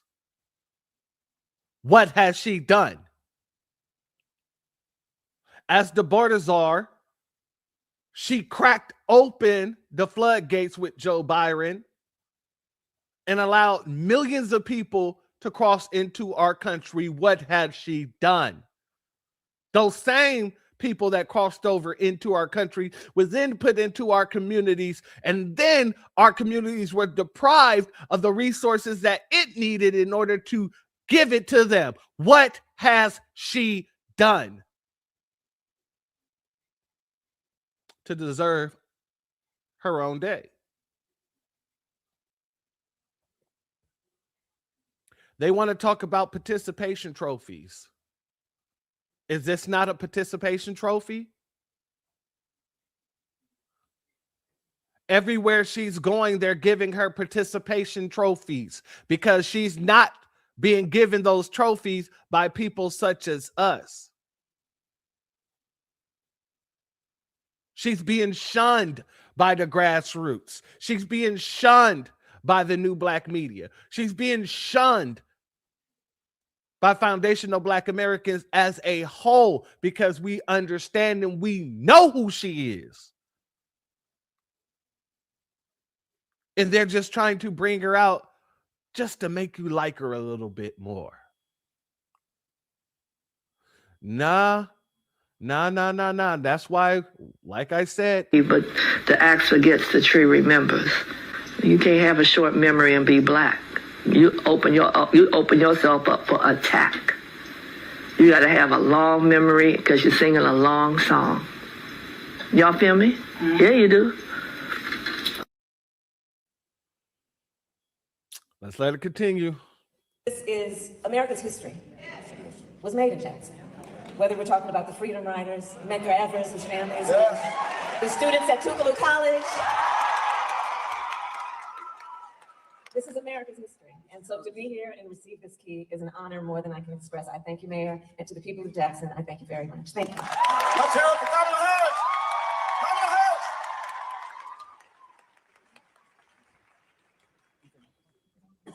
Well, that's a nice way to start. Yeah. It's a really Founders Day gift. That's very special. I'm very honored. Thank you. Thank you. Honoring a woman that ain't did nothing, especially for the community in which you belong to. That is wild. That is wild. And then she turned around and went over there and, went and saw your boy, Mayor Brandon Johnson. And they welcomed her right once more for another photo op. Do you see what they're trying to do? They're trying to make her look presidential. They're trying to make her look like she is honorable. They're trying to turn on the light switch for the people who really ain't rocking with her. And like our sister Cultural just said, it's just a whole ass clown show. Send in the clowns. So, family, if you don't think that they're going to try to run her once again, see this post, retweet. Now, this comes from Protect Kamala Harris, and they got a blue check mark. Retweet if you're still with her.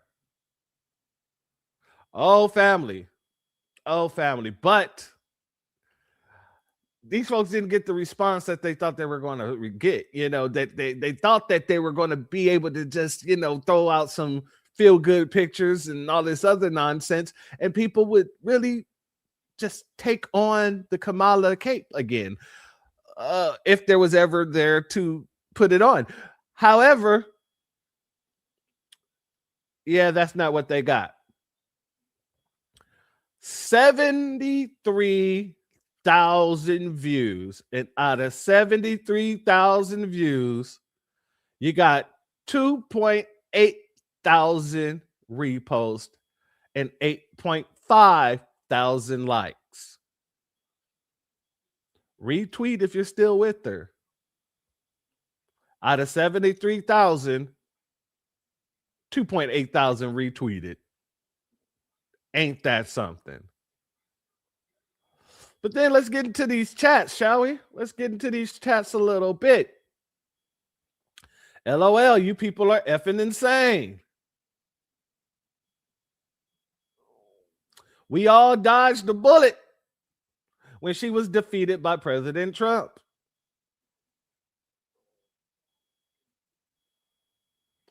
I'm missing Kamala Harris. She is with him. Ironic, isn't it? At this point, if you vote Democrat, you're a complete effing moron. Got somebody here that says next president. Someone here said tapped out a long time ago, can't drink that much.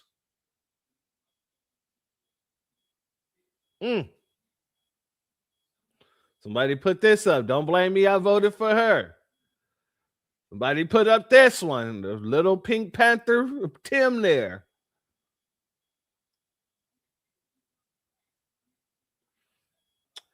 So, family, for the most part, it has not been a good reception. For the most part.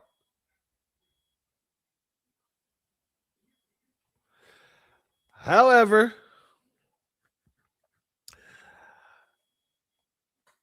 James, is this your game plan? What is your plan? Because you're not going to be getting 25 seats by doing any of this. You're the oldest ranking strategists in the Democratic Party. And I don't think anybody like the strategies that they're seeing.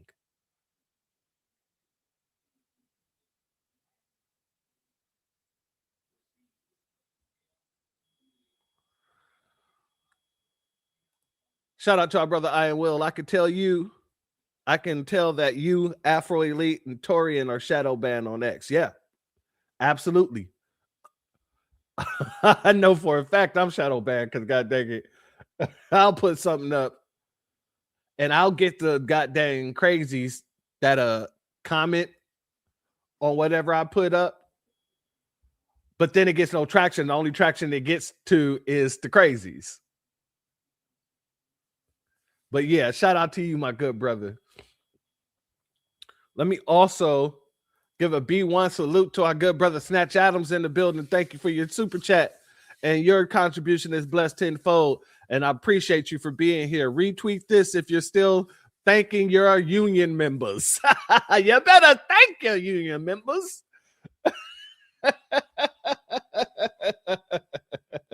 and give me a retweet if you're thanking your union members with a Southern accent, a Georgian accent to be more specific.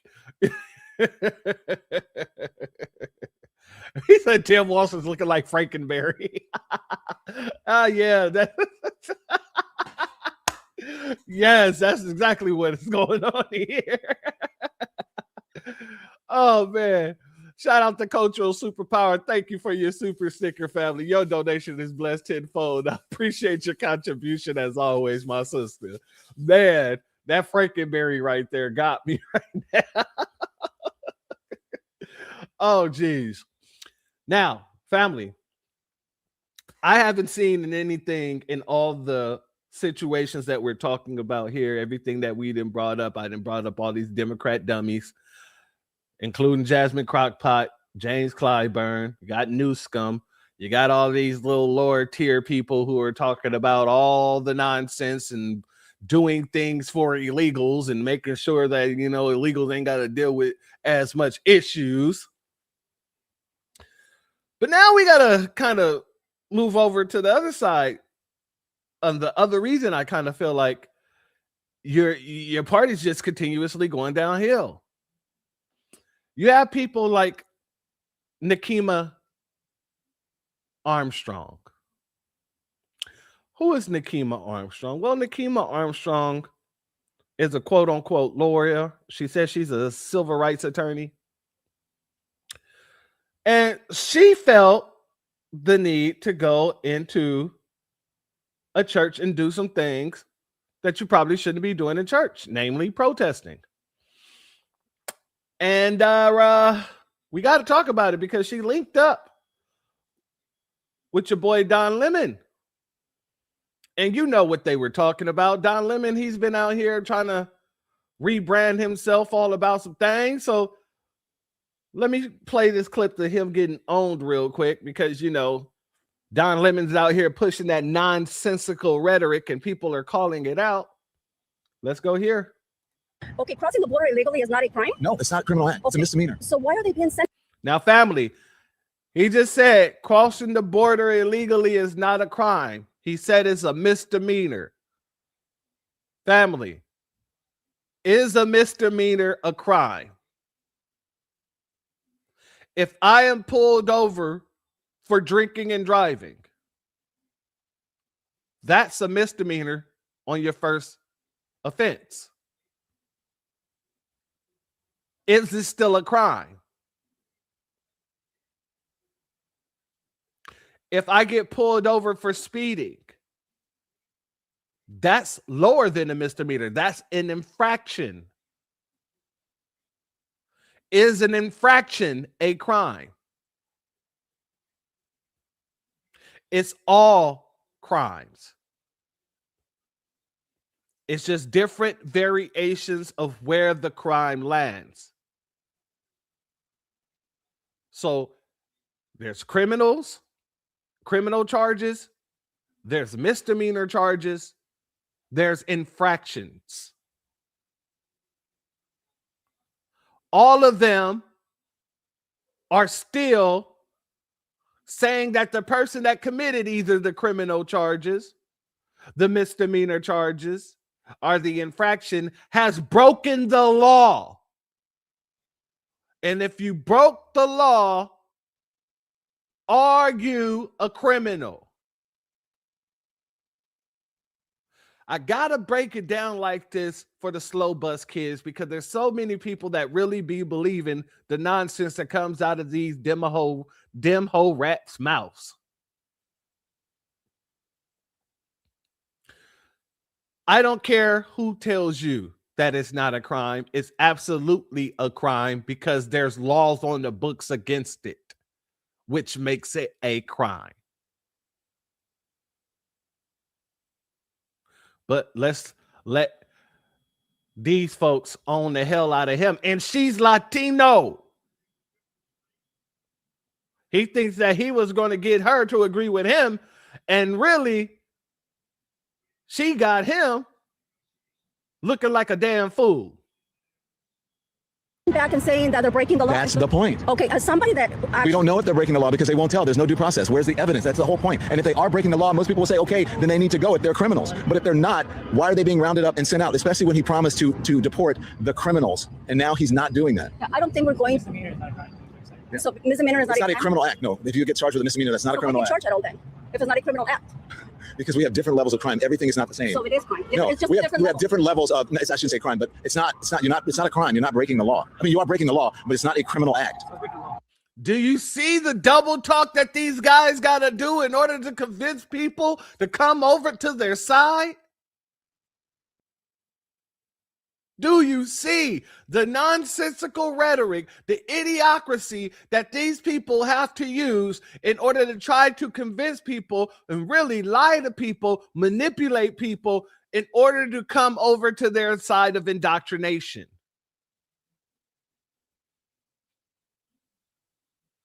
Well, it's not a crime, but it is a crime. It's not breaking the law, but it is breaking the law. They're making a fool out of themselves. This how you going to get them 25 seats, James? You don't think the base of America is watching this and seeing how hard they're still trying to go hard for these illegals? They ain't got the message yet. 2024 ain't got through to their brain sockets yet. No cell is picking up that goddamn electronic path yet. The dots aren't connecting for you.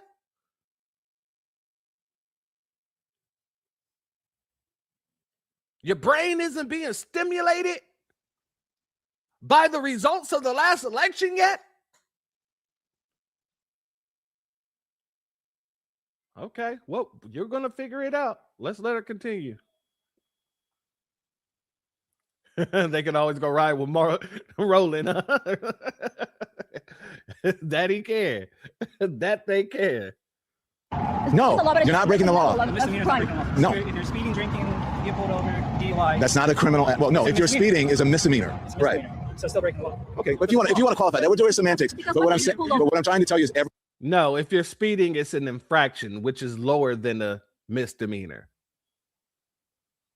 If you're caught speeding once, it's an infraction. If you're caught speeding more than 3 times, it's a misdemeanor. And if they catch you any time after that, it can become a felony. How are you having these conversations and you don't even understand the differences? Drinking and driving is a misdemeanor, the first offense. Speeding is an infraction.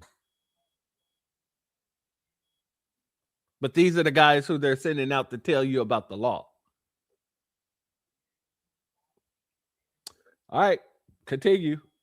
everything is not the same. It's all not one thing. But is it the law? What is it? The law that what? Is it a law? To come over legally? Is there a law? There are rules, a process that you should follow. Yes, because you're breaking rules. You're breaking the rules, but you're not necessarily breaking a law. So what happens if you break the rules? What the hell are you saying? You're breaking the rules, but you're not necessarily breaking the law. Guy, these aren't called immigration rules. They're called immigration laws. When people in Congress is talking about immigration, they're not saying if you don't like how immigration work, go and change the immigration rules. No, they say if you don't like how immigration works, you go and change the immigration statutes. Statutes equals laws. Let me say that again for the ignorant folk in the back of the classroom with the helmet on top of their head getting ready to jump on that yellow school bus. Statutes equal laws. We do not have immigration rules. These are laws that are on the books. In the very same way that on the books, we have a definition for people who break those laws, which is illegal aliens. 8 U.S. Code 1101 definition. Because I don't want anybody leaving here with the assumption that Congress got together and decided not to call them aliens no more.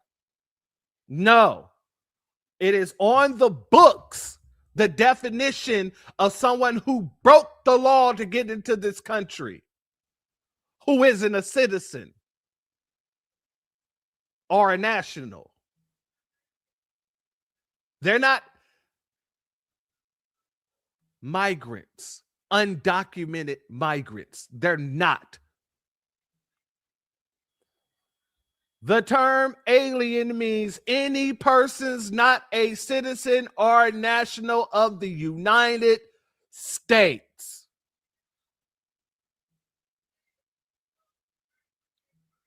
We're not going to sit here and play this game with you people.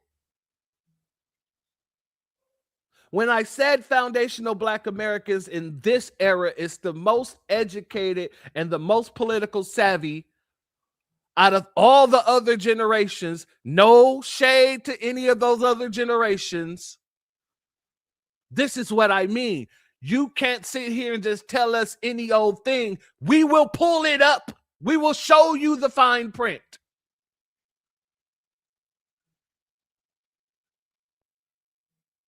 And that's what they hate about this generation.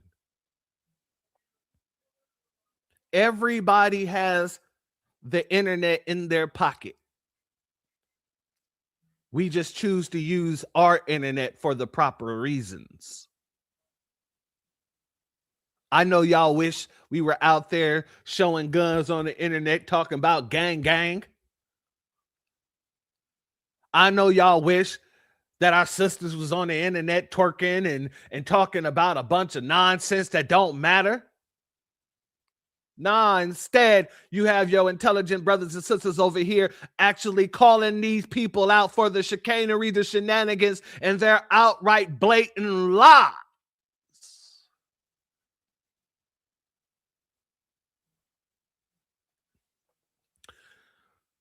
So, illegal is illegal. If you break the law, you broke the law. You're a criminal.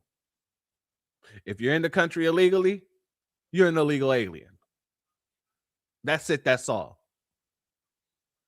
But let's get back over to here to Don Lemonade. Let's get back over here. Then you suffer the consequences. But the consequences should not. Look, no one is saying no one should suffer the consequences. You guys are getting things mixed up. How are you getting anything mixed up? How are we getting anything mixed up? How are they getting anything mixed up when you're sitting there trying to mix up what it means to be a criminal? When you're trying to redefine what it means when you break into the country. How, Sway? It would seem like you're trying to mix things up. But family, you know, Don Lemon, he decided to go ahead and link up with this Nakima Armstrong person. And they decided to go to this church and cause a little, I guess, what James Clyburn and all those, you know, bootlicking Democrats would call it good trouble. Let's go here, family. You're not going to get this on corporate media. I mean, you're not going to get this. And this is why we can go in and do these things. And these folks. Look how excited he is to be there. Love to talk to us because they know we're telling the truth. You heard what some of the folks said in there, you know, that this is, they shouldn't be there and, you know, they shouldn't be uncomfortable and this is our house and whatever. That's what protesting is about, is to make people uncomfortable. You may not like it, but I mean, if they went into a church, you know, any church, it was uncomfortable for me, like doing that in a church, just being there, you know, reporting on it, but that's what it is. And we have to stop like thinking, okay, you can only protest between 8 and 5 or 9 and 5, and you got to be cordoned off in this little area. That's not what it's about. And, you know, and those people didn't touch anybody. They didn't fight with anyone. There was nobody put hands on anybody. The pastor, I don't know if you were there. He's like pushing me. And I said, sir, I just respectfully don't push me. And so I don't know what he was afraid of, but he's the one, he's like trying to push me. And I'm like, dude, don't push me. And so no one did that. He was the only one that did that, but no one there. I don't think it was intimidating or, you know, that they were, you know, intentionally trying to harm people. So yeah, an interesting place to be. Yeah. Thank you for that. All right, so what was he talking about, family?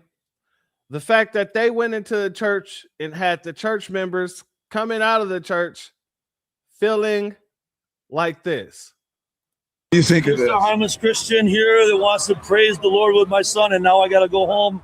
I'm sorry that you guys are so angry. I'm just chronicling. I'm not with the group. Oh, what do I have to say? Can you understand why they're angry? I don't understand any of this because I'm a simple man. I'm a simple man who loves the Lord and is a good father. This is what we look forward to, is coming, being with our family and praising Jesus. And that's not something that we have to run away from. So this is kind of a bad day for us.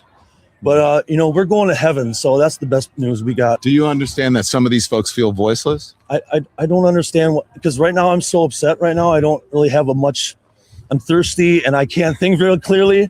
So what I want to do is just say, we love you. My son and I love you guys. And that's I'm a journalist. They're activists. The simplest thing we can say is that we love you guys. What do you mean, you guys? Well, whoever's here in this house. Okay. We don't distinguish between Christian and non-Christian. We love everyone and we want everyone to come to heaven. Yeah. Shout out to NPC for this comment. Why no outrage when Mother Emmanuel AME was protested during a service over slaying FBAs? And I'm going to be 100% honest with you, family. All of this right here is just political theater. It is. It is. All the people so mad about the Christian church. Oh, they went in there protesting in the church. Yeah, as you said, nobody said anything when those Palestinians stood up and protested Joe Biden in that church on Martin Luther King's day. On Martin Luther King's day. So, family, this whole, oh, they shouldn't be going to churches and all this other stuff, it's all political theater, but we're going to laugh at it nonetheless. Shout out to you for that comment. Let's continue. That's the main thing. We want folks to go to heaven. And if we need to talk about these things, then, I mean, this isn't the time for that, really. I mean, but don't you think until we go to heaven, if you believe in that there should be some sort of peace here on earth and that people should have agency and we shouldn't be beating people up off the street and we should be abiding by the Constitution? I think that's just a little bit loaded for me right now. What you're doing. Why so? Well, I don't want to interview right now. I don't want to interview. I just want to tell you guys I love you. I don't need to interview right now because I want to be with my son. It's Sunday. It's time for rest and for renewal. I would like to answer your question. I just can't right now. Okay. Thank you. I appreciate it. All right. So let's get into this Nakima Armstrong person. The person who led this whole situation into the church. She's been running around here doing her little political spiel on news outlet after news outlet after news outlet. And she wants you all to know that the only reason why she was there is because one of the pastors there sits on, I believe, the Immigration Enforcement Committee, and she don't believe that you should be a pastor and sit on the Immigration Force Committee. Let's go here, family. So remember, they went to the church because they don't want ICE, right? And David is supposedly over one of the head departments of ICE. So they don't feel like he should be over a department of ICE and a pastor because God wouldn't like that. And not just condoning it through his silence when it comes to addressing it publicly with our community. He hasn't said nothing about it. Silent. But the fact that he was referenced in the lawsuit that was filed by the ACLU in December on behalf of 6 residents, calling out the retaliatory and abusive tactics by ICE. And you know what David said in that lawsuit? There's no evidence that this is going on. It's the protesters and their aggression that's at fault. Which is an absolute fact, because when Obama was doing all this, y'all weren't protesting. You weren't in the streets. You weren't standing in front of cars. You weren't standing in front of people. Like, you weren't doing all of this. No whistles. Well, think about what Rebecca Good said. Oh, hell no. The wife of Renee Good. They had guns. We had whistles. She had a car. So you are talking about nonviolent, peaceful protesters with whistles, rocks, ice, and occasionally fireworks. Don't leave out the car. The car is very important here. Being compared to these thugs. Y'all are the thugs. Coming into our community with high-powered assault weapons. Because they're part of the government, police, and military. Who have flashbang grenades. Be lucky you didn't get what Maduro's people got. Okay. Who have tear gas and green gas. Being able to unleash these military-grade weapons upon our community. Truthfully, they wouldn't have all that stuff if y'all would keep y'all asses inside and let them do their job. And instead of these issues being addressed, what do we get from the federal government? Threats of investigating those of us who were involved in a peaceful demonstration at City Church. Absolutely, because you broke the law. You sure did. And since you're so loud about people breaking laws, you can't do it and don't think that there's someone's gonna come after you. I mean, duh. The same federal government that made up lies after the brutal murder. You mean her suicide attempt? Of mother and wife Renee Good. Falsely claiming that she was a domestic terrorist. Can you show proof that she wasn't? Falsely claiming that she tried to run over ICE agent Jonathan Ross. He got the internal bleeding to prove it, okay? And she should have got out the car like you should have got out that church. How dare they? How dare you? Then putting out a statement that they're not going to investigate him. They are going to investigate you. On top of all of that. And what did the Vice President of the United States say, who is also a lawyer? That this man has total immunity, which is false under the law. Just mad. So these people need to be called out and they need to be held accountable. Accountable. I hope you like that word when it drives around your block. For continuing to assault the very people who are standing up for freedom, justice, and equality. That would be us against your ass. Think about the family of 8 that was driving in North Minneapolis on the day that the Venezuelan national was shot in the leg. See, this is what y'all love to do. You want to talk about how the baby almost got hurt and all this, but you don't want to talk about how the cop got attacked by the national and other protesters and people and hit upside the head with a shovel. You don't want to talk about that. In light of all of the abuse and harm being levied by ICE, if they were true to the gospel that I just referenced, but instead, what did they do? Issue a statement calling protesters lawless. There's a lot of laws being broken right now. That's the kind of gaslighting that we're dealing with here. This whole speech was gaslighting. And I was trying to get to the point where you called for the dude's resignation, but you taking too long with your bullshit. So we just don't say right now that we don't give 2 shits about what you think. What we do care about is the DOJ putting your ass in jail. So hurry that shit up, y'all. And family, I'm going to be honest with you. You know, this woman kept bringing up the fact that, you know, she comes from the church and she don't think that it's morally correct for a pastor to sit over as the director of ICE. Now, family, for all my Bible readers, you probably know where I'm going to go with this, and you probably know what I'm going to say. 1 Peter chapter 2, verses 13 through 14. It says, submit yourself to every ordinance of man for the Lord's sake, whether it be the king as supreme, or unto governors as unto them that are sent by him for the punishment of evildoers and for the praise of them that do well. Christ in Matthew, I believe it was 22, 21. Christ states, render therefore unto Caesar the things which are Caesar's, and unto God the things that are God's. What is he saying here? in that verse, Matthew more specifically, but Peter as well, this was Jesus directly acknowledging the civil authority and lawful obligation.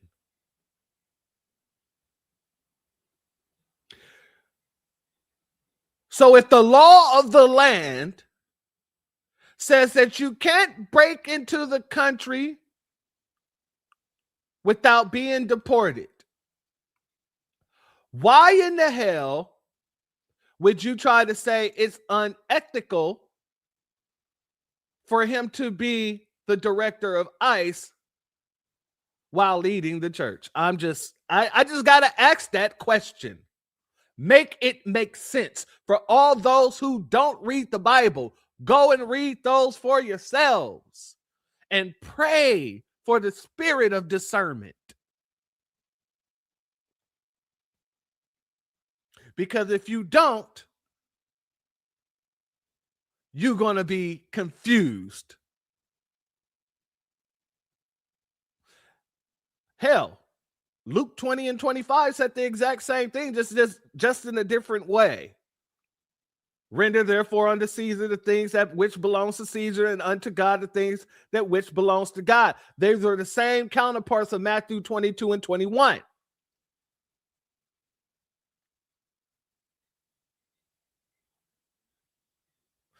Understand that these folks are making down, up, and up, down. Left, right, right, left.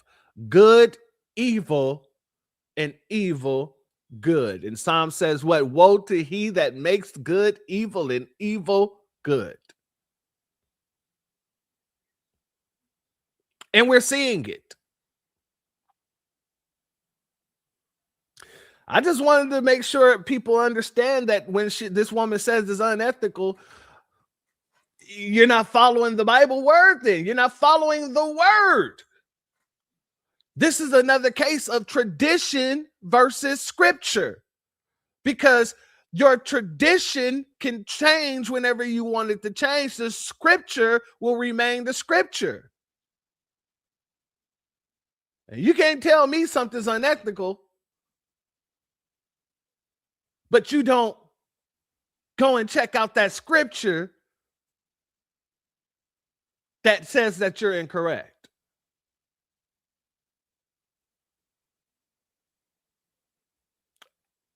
Let's move forward. Like I said, she went to many different news outlets. Let's go here. Has obviously now captured national attention. It's front and center for the Justice Department. Has anyone from DOJ contacted you about potential charges? No, they have not. They have talked a lot in the media about it, but we have not received any information regarding potential charges. And I do want to correct something that was said in the beginning. We did not rush into that church. We actually went and sat down and participated in the service. And after the pastor prayed, that is when I stood up and asked him a question in response to his prayer. And then he responded to me. And then I proceeded to ask him about Pastor David Easterwood and how is it possible for him to serve as both the pastor and the director of ICE for Minnesota. And instead of responding to me, as soon as I said the name David Easterwood, the pastor said, shame, shame. And that is when I led us in chants, justice for Renee Good and hands up, don't shoot. So I want to clarify that. We didn't rush in. We didn't bust in. We were a part of the service until I got up and posed that question to the pastor. Let's go here. Levy Armstrong helped organize the protest at the Minneapolis church this weekend. Nakima also, by the way, ordained reverend. Okay, so miss her with the what you've been sending me today. These protesters hate Jesus. She's a reverend. All right, just putting it out there. Former Homeland Security Chief of Washington, D.C., Donnell Harvin, and Trump's former acting director of ICE, Jonathan Fahey. Good to have each and all. Counsel, I'll start with you. Counsel Armstrong, how do you believe that the protesters, were they supposed to go into a place of worship as far as you understand about the video that we're seeing? Absolutely. We went into... And that is legal. Why? That's the context. We were invited into the church. The pastor himself is on video calling it a public gathering, a public church service. So we were invited in, and contrary to your opening statement saying BLM protesters... But does that look like they were invited in? Does that look like they were participating within the church services? Let a bunch of people stand up and start screaming during my church services, I'm looking at my deacons and my deacons are grabbing their chest. I'm sorry. Maybe I'm a little bit more, get these people to F up out of here. This is private property. And I want you guys to leave. Deacons, make sure, because this is a arm yourself state, make sure you're okay and get these folks the hell up out of here.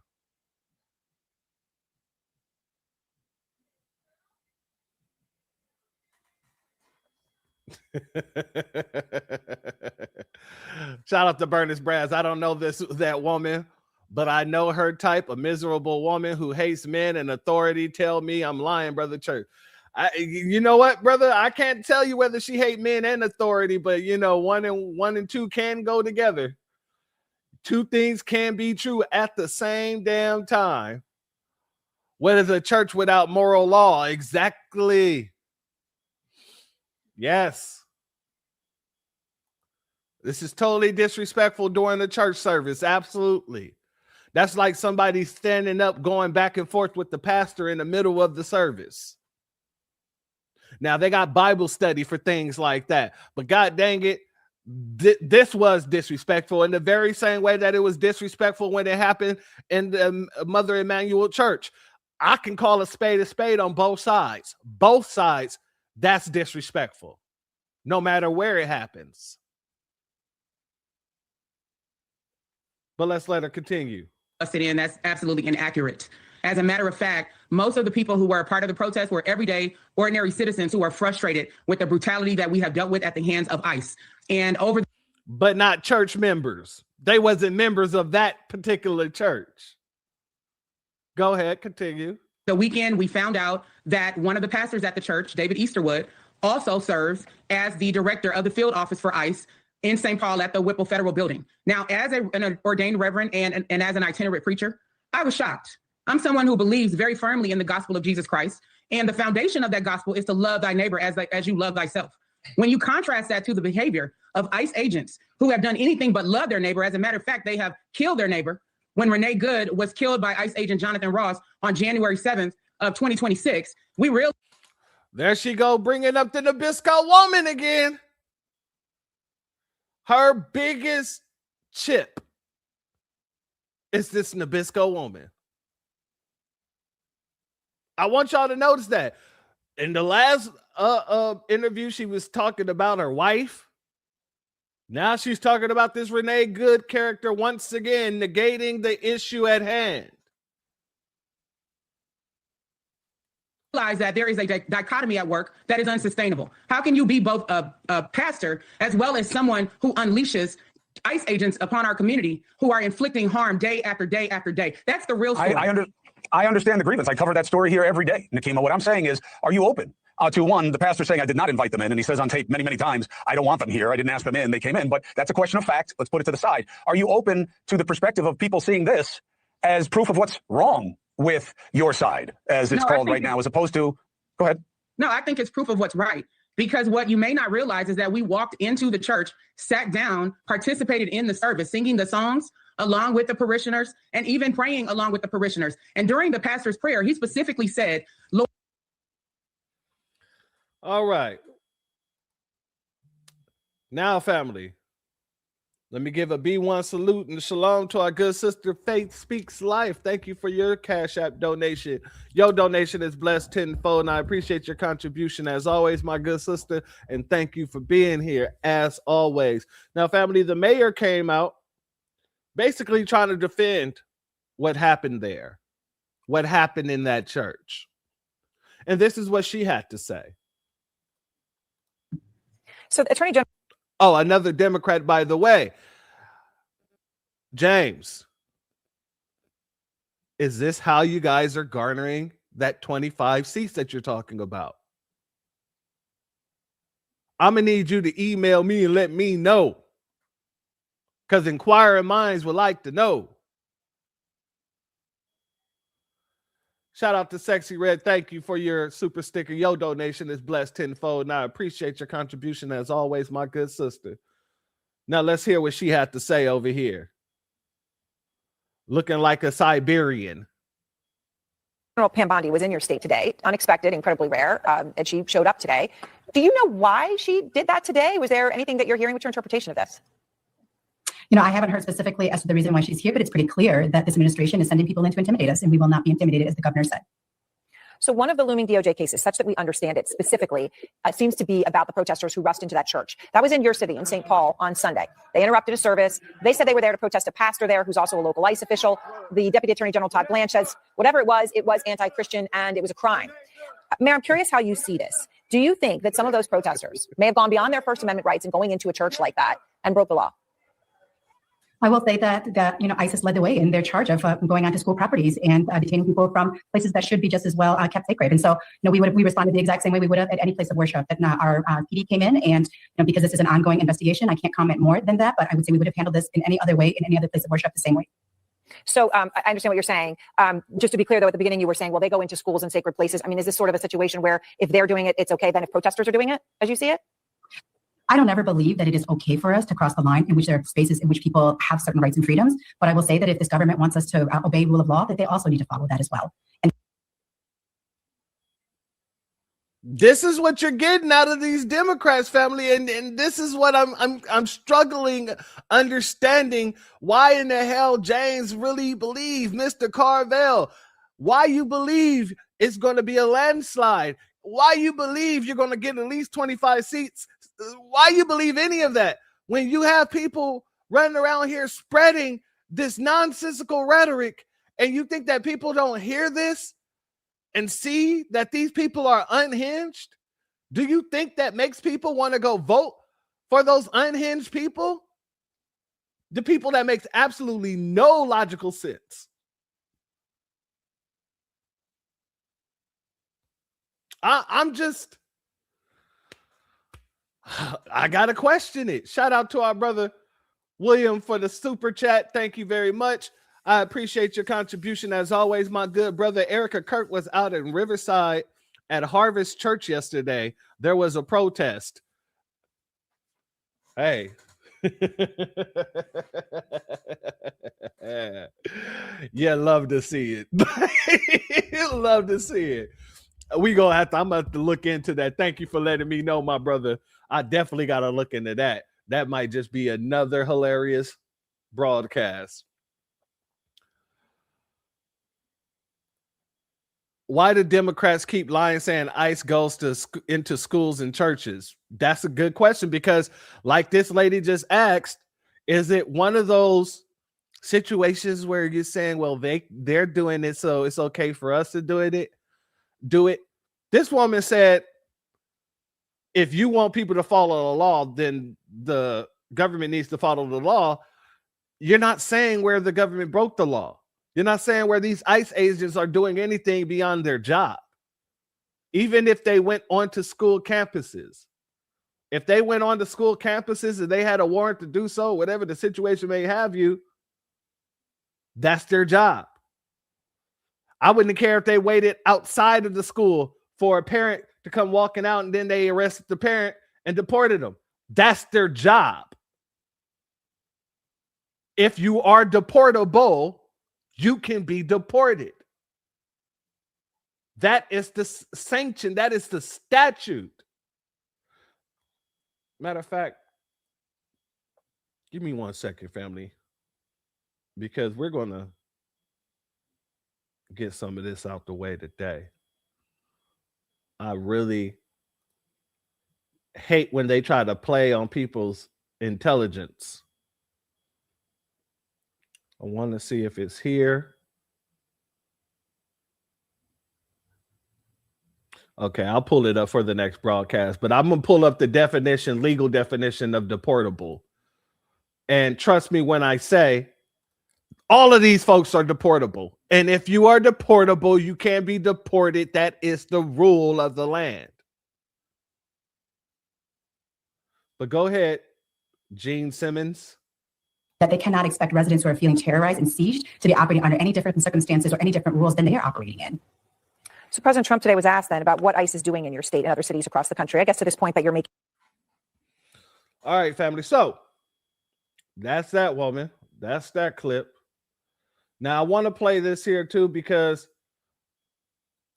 I want to show people why it's very important that we stay out of this nonsense, and why Don Lemonade should have kept his ass out of this nonsense, and why this Nakima Armstrong chick should have kept her ass out of it. This woman is now making it seem like they only rushed into that church because it wasn't a black church, because it was a white church. Oh yeah, let's go here, family.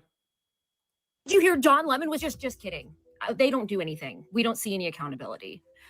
When are we going to touch on the fact that Don Lemon, William Kelly, DeWoke Farmer, that whole organization targeted these people because they were white? It was an easy target because they would never, ever go into a church if the demographic was the other way around. When are we going to see some accountability? There are...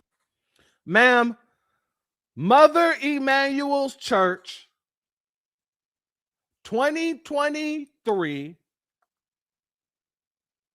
or 2024. It was either 2023 or 2024. Martin Luther King Day. Hell, after Charlie Kirk got neck twerked, you had a bunch of his little followers going to different churches trying to debate the pastors there. Black pastors, black churches.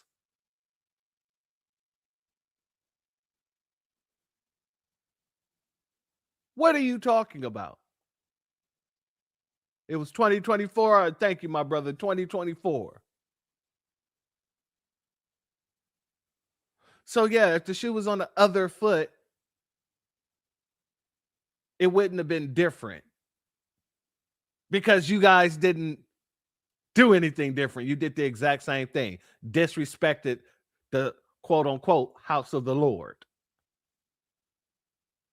and the people inside it. But continue. are literal videos. There is video evidence of what they did. There is proof that they all knew ahead of time, and they went into this church and violated someone else's civil rights. And they don't seem to grasp the concept that their rights end where someone else's begin. They don't get First Amendment rights to go into a church. Why have we not seen any arrests? It is 6 o'clock Eastern time. 6 o'clock. Not one single arrest. Is anybody else? I'm having a hard time staying motivated when the other side just gets to do whatever the hell they want. Let me know your opinions. In the very same way that you guys were doing whatever the hell you wanted. You wanted to go into the churches and disrespect the goddamn churches just like they did. Only difference is I didn't hear anybody calling for those people to be arrested. And if they did call for it, I didn't personally hear it.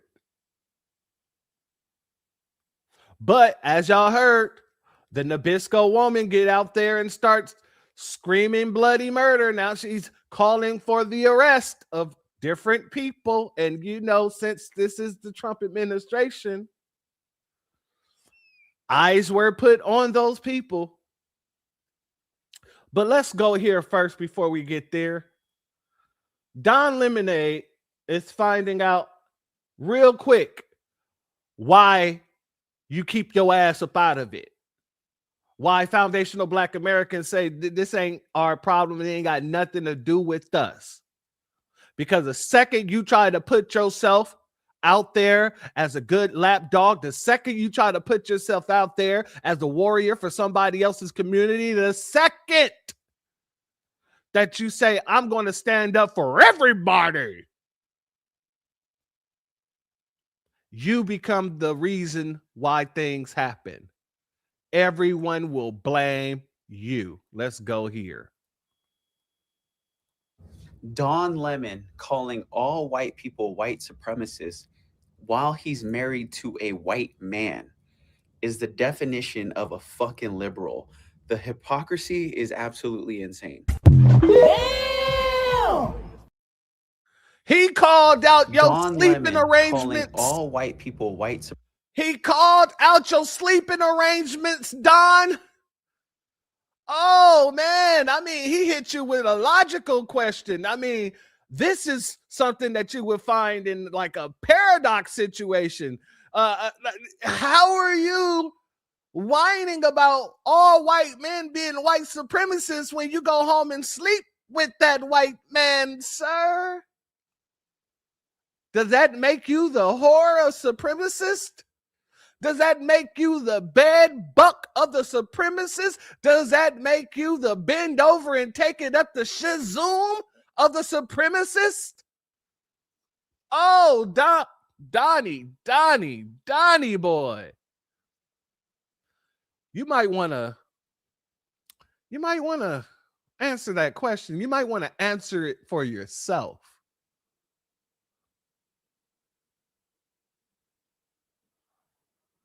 Let's go here. So this is a remarkable clip from yesterday where Harmeet Dillon said, you know, we're going to use enhancements here like the Biden administration did, using this Klan Act that says you're not allowed to conspire to steal the rights of your fellow Americans. Can you talk us through that, Mike? A lot of people were laughing this off. Don Lemon laughed this off on his little podcast with that psychotic SSRI wine mom, you know, who really does. I mean, I heard this. I can't get it out of my head. She looks like she's an alien in a ill-fitting skin suit and like a bad exoskeleton, like not like the Terminator type. But anyway, this is totally aside, and that's totally petty and bitchy. No. What I'm saying is, isn't that Jennifer Welch, right? Isn't that yes, that's correct.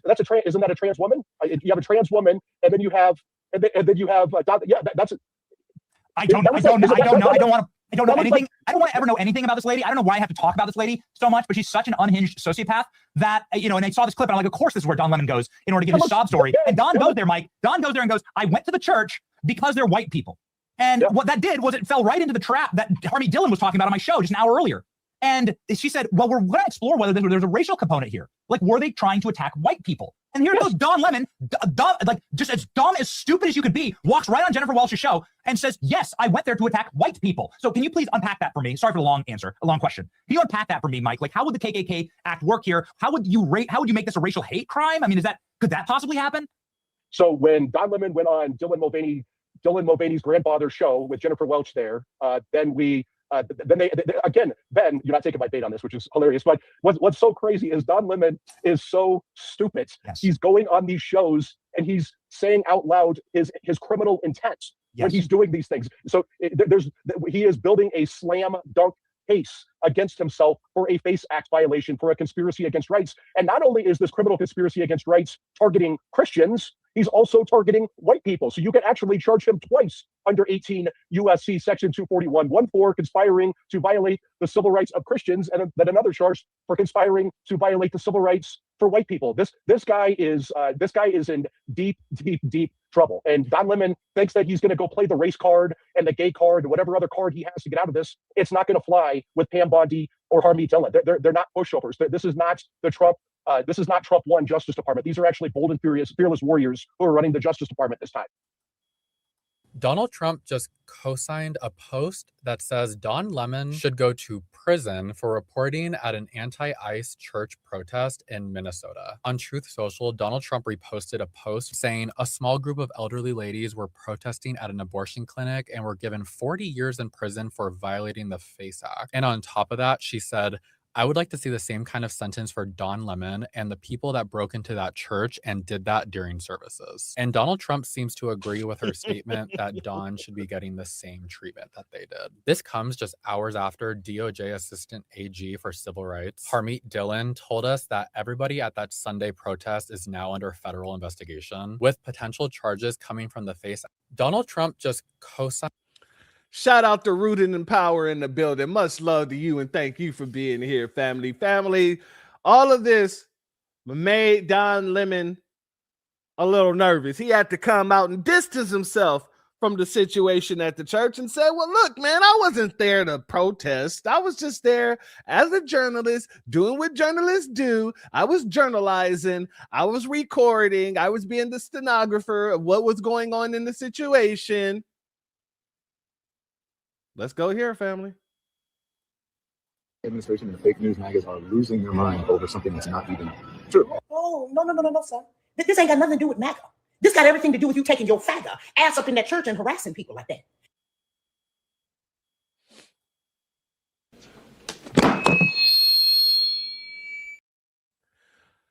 She came out a 0 to 100 real quick. Let's run that back.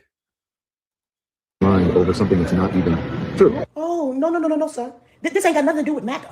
This got everything to do with you taking your faggot ass up in that church and harassing people like that. Now you want to circle back and act like, oh, well, I'm in no affiliation, association. No. You are in 110% corroboration with the Democratic Party that is causing more and more and more problems. You, by the way, who keeps saying that white people are devils, but you married to a white man. So does that make you the devil's broad? I'm trying to understand, what is it exactly that you are doing, and what is it exactly that you want us to think that you're doing? You are opposition to any and everything that is successful in this country. Anything that is trying to get this country together, you are in direct opposition of. But then you want to come back and try to play the victim. No, you're not a victim, Don. You are not a victim. You are 100% guilty of all the shit that you have already done. And then you keep doing it. Then you keep doing it. Then you want us to come in and go, oh, well, you know, it's the news. You're a damn journalist yourself. Listen, people, I keep trying to tell you, we're doing a complete separation. If you are not a melanated American, if you are not one of our non-melanated cousins, all y'all can get out. Even the people that were born here. If you do not like this country, and Don, you got plenty of money, take your ass somewhere else. You and your husband. Why don't you go somewhere? Where is all the rest of these people? Where did what was the name? The white lady that had the TV show. Go with Portia. Go on Ellen DeGeneres. Why don't you go be neighbors with Ellen and them? Just get that fuck out. Family, now I will disagree with her. She said, if you're not one of the melanated people here, and if you ain't one of our non-melanated cousins, no. Don't do that. Don't try to lump us in with the Nabiscos and call them our non-melanated cousins. No. If you want to bootleg for the right side, do your thing. But what you're not going to do is pull us into it with you. We ain't having it. But everything else you said, spot on. Now, let's go here because people want to show that Don Lemon is full of shit. So much that it's coming out of his pores, his eyelids, his glasses is fogged up with shit. And he got to wipe them every 4 minutes. Let's go here. The MAGA administration and the fake news MAGAs are losing their mind over something that's not even true. So let me just make it clear. This assistant attorney general, I don't know, something Hammett, Dillon or whatever. So I had no affiliation to that organization. I didn't even know they were going to this church until we followed them there. We were there chronicling protests. Once the protest started in the church, we did an act of journalism, which was report on it and talk to the people who were involved, which included the pastor, members of the church, and members of the organization. That's it. It's called journalism. First Amendment, all that stuff. All of you people who believe in the First Amendment, absolutist, there you go. So why don't you talk to the actual person who is in charge of the organization and whose idea it was to have the protest at the church before you start blaming me for stuff for which you have no idea. Thank you for your attention to this. And we all have the address, right? Yes. Everybody has the address? So they're getting the operation together. Again, this is an operation that is a secret that they invited folks out. Can't tell you what is going to happen, but you're going to watch it live unfold here on the Don Lemon Show. That is what I can say. I turned our camera off of them because they're giving some critical information here. But there we go. Everybody's ready to go. Let's go. Okay. Thank you guys thanks for allowing me to be here. Thank you guys. Okay. How are you? Good to see you. We're on. We're not saying what it is, what's going on, but thank you. Tell us why you're doing this. So this is Nakima Levy Armstrong. She's on the show on Levy Friday. Armstrong, civil rights attorney, longtime activist here in the community. And, we protest and do activism in all kinds of ways. This is Operation Pull Up, more of a clandestine operation. We show up somewhere that is a key location. They don't expect us to come there. And then we disrupt business as usual. Okay, so we're going to go to the operation again. We're not going to give any of the information away. But seatbelt. Don't give anything away. But we're doing this clandestine secret operation. And, they have found out some information that they want to care for. It's very slippery, very slippery. They found this operation. They found out some inside information, right? Yeah. So they're going to, you know where you're going? Yeah. Okay, good. But again, this is just the beginning of this clandestine operation that they're doing here because of some inside information that they got. So this is going to be very interesting. But this is just very rough, off the cuff. IRL. This is a true IRL because it's not produced. We don't know what's happening. We kind of do, but we don't know how it's going to play out. So we'll get to see some of the what happens after this sort of surprise. It'd be good if you had your meta glasses on. I do have them. I may do that, but I don't know. Can you switch over to my meta? No. We are here Now, do you think if you just have it, I think maybe if you just have it on the church, but if they see me, they're going to know. No? It depends. What? Don't name the location. I'm not naming the location, but I mean, I'm just wondering if you see me. I mean, the folks inside see me. Are the congregants really on live instead of in service right now? No, but they'll be like, "Why is Don Lemon here?" Sunday morning. Sunday morning church. Yeah. Okay. We'll see. It's like he's. Well, what else? It's Sunday. We already said the church. No, we didn't. Yes, you said it. No, I did. No, I did not. We were saying that church is going on during Sunday. Okay, that's what we said. No. So you knew what you were going to do. You knew where you were going. You knew what the plan was. She told you. And folks ain't letting you get away with that either. Here go this Nabisco woman once again. The one that called for the arrest. The one that said if it was a black church, this wouldn't have happened. Well, here she is making sure that everybody keep an eye on Don Lemonade and that he goes down with everybody because he was a co-conspirator. Let's go.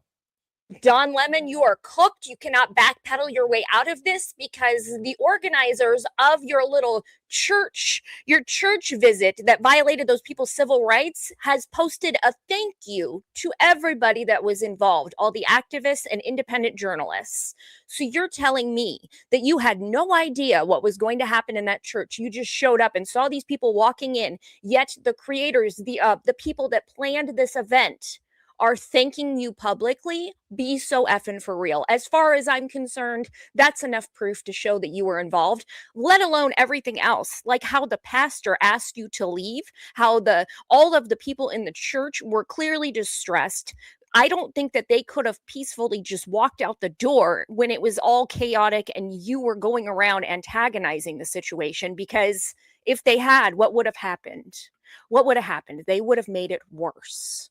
So you standing outside after the fact, acting like you were not in on this coordinated church protest is absolutely insane. And I do want to add the children that were crying and being comforted by their parents. Don Lemon is walking down the sidewalk saying that is just convenient. That happens. It's uncomfortable. It's an uncomfortable situation when you're trying to get your message across.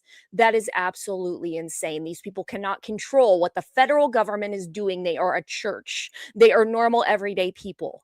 When you're protesting, you're supposed to protest towards the government. This is not protected under the First Amendment.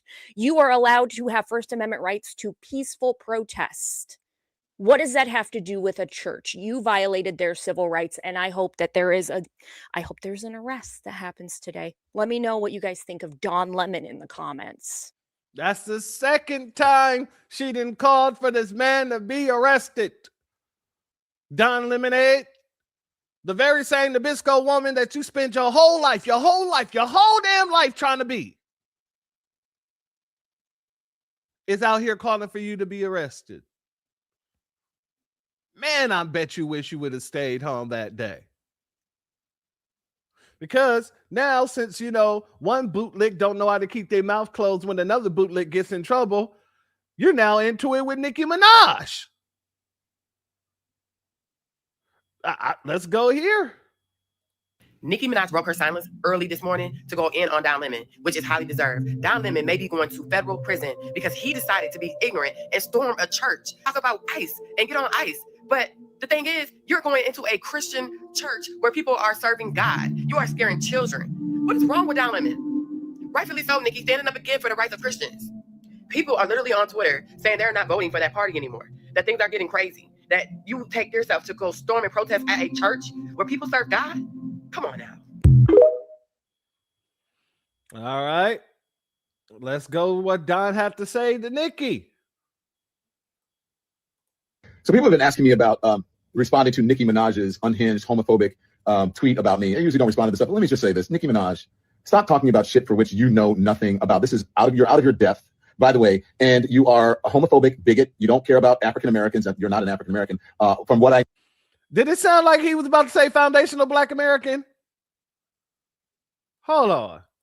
Shit for which you know nothing about. This is out of your depth, by the way, and you are a homophobic bigot. You don't care about African Americans, and you're not an African American.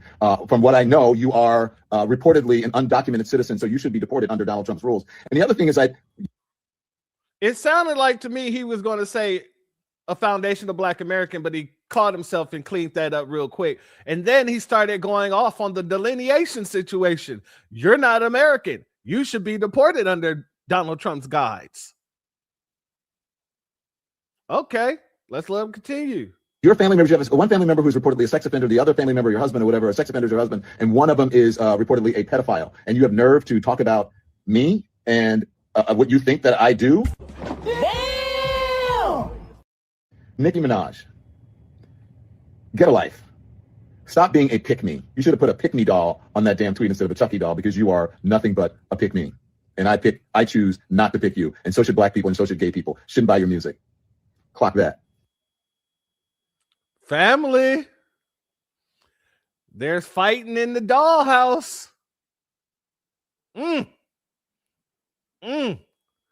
Cultural said his heart hurts. He's about to cry. Yeah, he's going to jail. Well, let's get through the last couple of clips before we talk about who's going to jail. Let's do that real quick, because we're almost done here.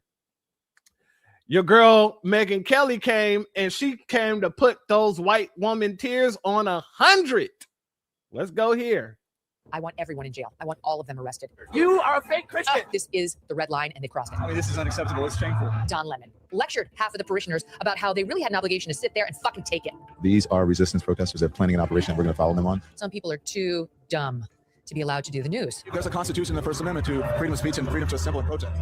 He's too dumb and doesn't know shit about the law or the U.S. Constitution. People here don't like it, but protests are not comfortable. Has no fucking clue what he is saying to that pastor there. You're going to learn the hard way, sir, how wrong you are. Look, this kid. I just imagine it's uncomfortable and traumatic for the people here. That's what protesting is about. You're too stupid to understand the law, but this one also happens to be illegal.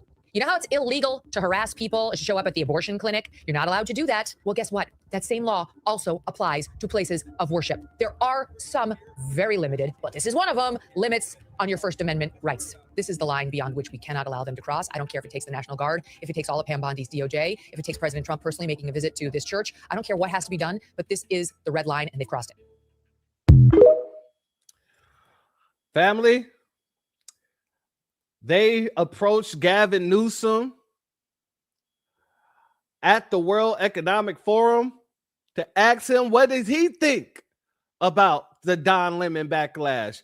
And old Gavin Newsom threw Donnie Boy under the bus. Let's go here. It's amazing. Yes. It's a remarkable success. Governor Newsom, it's fine, dude. I'm not. Governor Newsom, you remember, I'm friends with Charlie. Was friends, obviously, as you know. I always appreciate your interview. Quick question: you mentioned Minneapolis. Any comments on this Don Lemon charging those guys into the church like that? It's funny. Someone mentioned Don Lemon and Trump the other day, and so I have no idea what that's about. Big viral story. He had a bunch of agitators. They ran into some kind of church. Don Lemon. Into a church? Yes.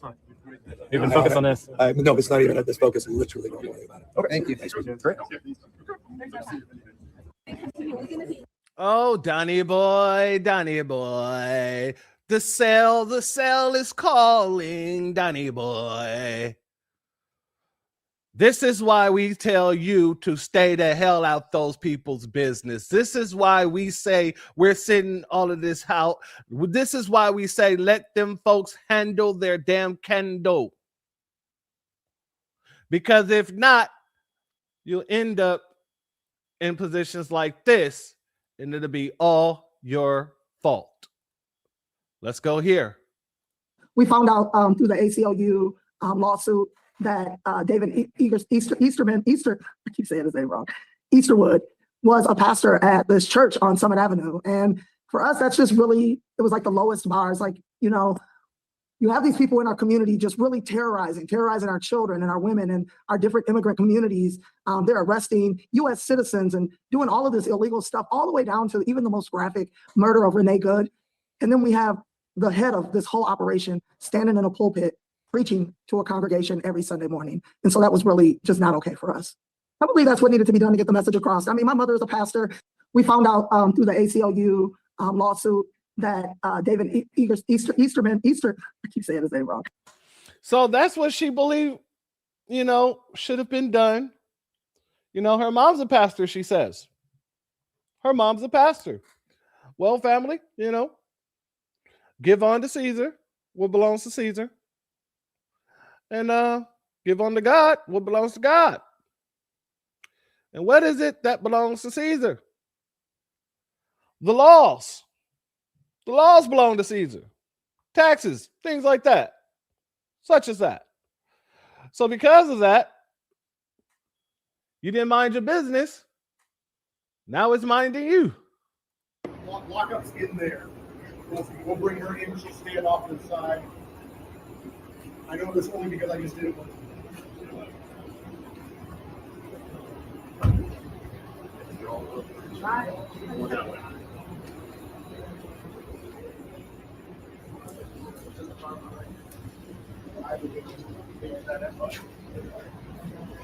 Family, they had to.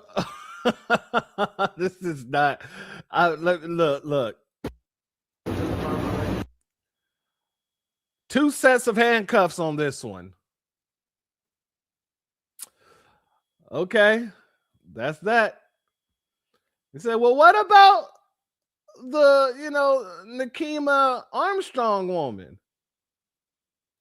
She got picked up too. Put in the perp walk. See why we say we minding our damn business?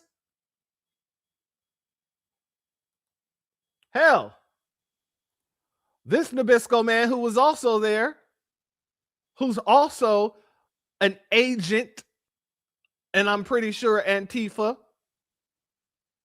Let's hear what he had to say about the arrest of Nakima. They've just arrested Nakima Armstrong for our protest on Sunday. My lawyers tell me they have no fucking case. This use of the FACE Act and the KKK Act is complete bullshit. But let's be honest, they don't fucking care. They don't believe in the rule of law. They're fascists. They're now going after fucking the Clintons for the Epstein files. What the fuck? God damn it, people. When will you stop fucking acting like everything's normal and going about your fucking days? Get in the fucking streets now. It's time to shut this country down. We are at fascism. The republic has fucking fallen. Please, Americans, please stand up for something. Do not be the same as those in 1930s Germany, because right now that's exactly what you're all fucking doing. Please wake the fuck up. They've just arrested Nakima. All right. Shout out to our brother Bernice Brass for this. Gandalf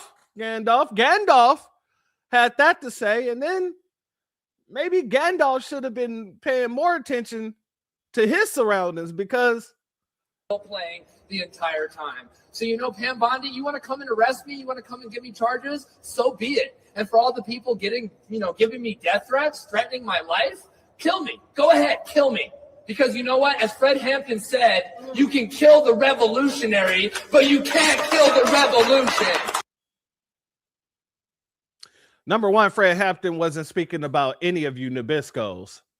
And number two, Fred Hampton has nothing to do with this. So keep Fred Hampton's name out of your damn mouth. And try not to drop the soap. Family, I just want to know, with all this that I've shown you here today, is this what James Carville is hedging his bets on? If this is what James Carville is hedging his bets on, getting 25 seats and a landslide victory, I can't wait to try this new popcorn. I just can't. Family, these folks really are out here what I'm calling wishful thinking, because they're living in a reality outside of the realms of reality. But I wanted to bring this to you today, family. I want you to know what they're saying right behind the scenes, so that when they see the actual reality, we'll have some reference points. I want to see what James is going to say when the loss comes. I want to see what James is going to say when he sees that his prediction was a flop, just like many other predictions he done made. But with that being said, family, if you're not subscribed, go ahead, hit that subscribe button along with the notification bell so you'll be notified whenever videos like this drop. Please make sure you're hitting that like and share button so we can beat up the algorithm. Make sure we get this message out to the ears that need to hear. And if you have not done so yet, please click that link in the description. Go to change.org and put your signature on the petition for reparations, family. The Raging Cajun Skeletor. The me precious looking ass dude, Gullum. He don't know what the hell he's talking about. And they're trying their hardest to convince you all. Shout out to Ali Alex in the building. Much love to you. Thank you for being here. That it's going to not just be a landslide, but it's going to be people such as yourself that gives it to them, that hands it to them, that make sure they get all the seats they need in order to take back Congress. And I pose to you, do you see what I see? Or do you see what he see? Let me know in the comments, family. Let me thank each and every one of you for being here. I'd like to thank my mods, my members, my Patreons, and everybody who's going to catch this later, as well as everybody who's in the chat who made it pop off today. Look at their desperate nature, family. Look how desperate these people are becoming, but obviously they're not becoming desperate enough because they're still not coming hat in hand to foundational Black Americans saying, all right, democracy's on the line and we're willing to give you whatever you need in order for us to preserve democracy. And until they do that, all they're doing is running around spewing more nonsense. That being said, family, I want you to have a beautiful rest of your Thursday. I will see you back here, if not tomorrow, then on Saturday, because I have a little something else I want to discuss with you guys. And I want to do it before Sunday because I have a different broadcast planned for Sunday. I want you all to have a beautiful one. And with that being said, family, the doors of the church are now closed. Peace, family. My grandfather built this country, man. He fought wars for it. And most places he went wouldn't let him sit down and get a cup of coffee. I can't even catch a cab in New York. You know, it doesn't matter how many degrees I get. All you people see is color. Your grandfather was an immigrant. You're American. My grandfather was born here, Duke. And you people still look at me as just another nigga. I know that the government, whatever, can't stand us Black people. He's doing everything in the world to make Black man be extinct. But I'm going to tell you one thing. Us Black people going to survive. So fuck everybody. I'm out.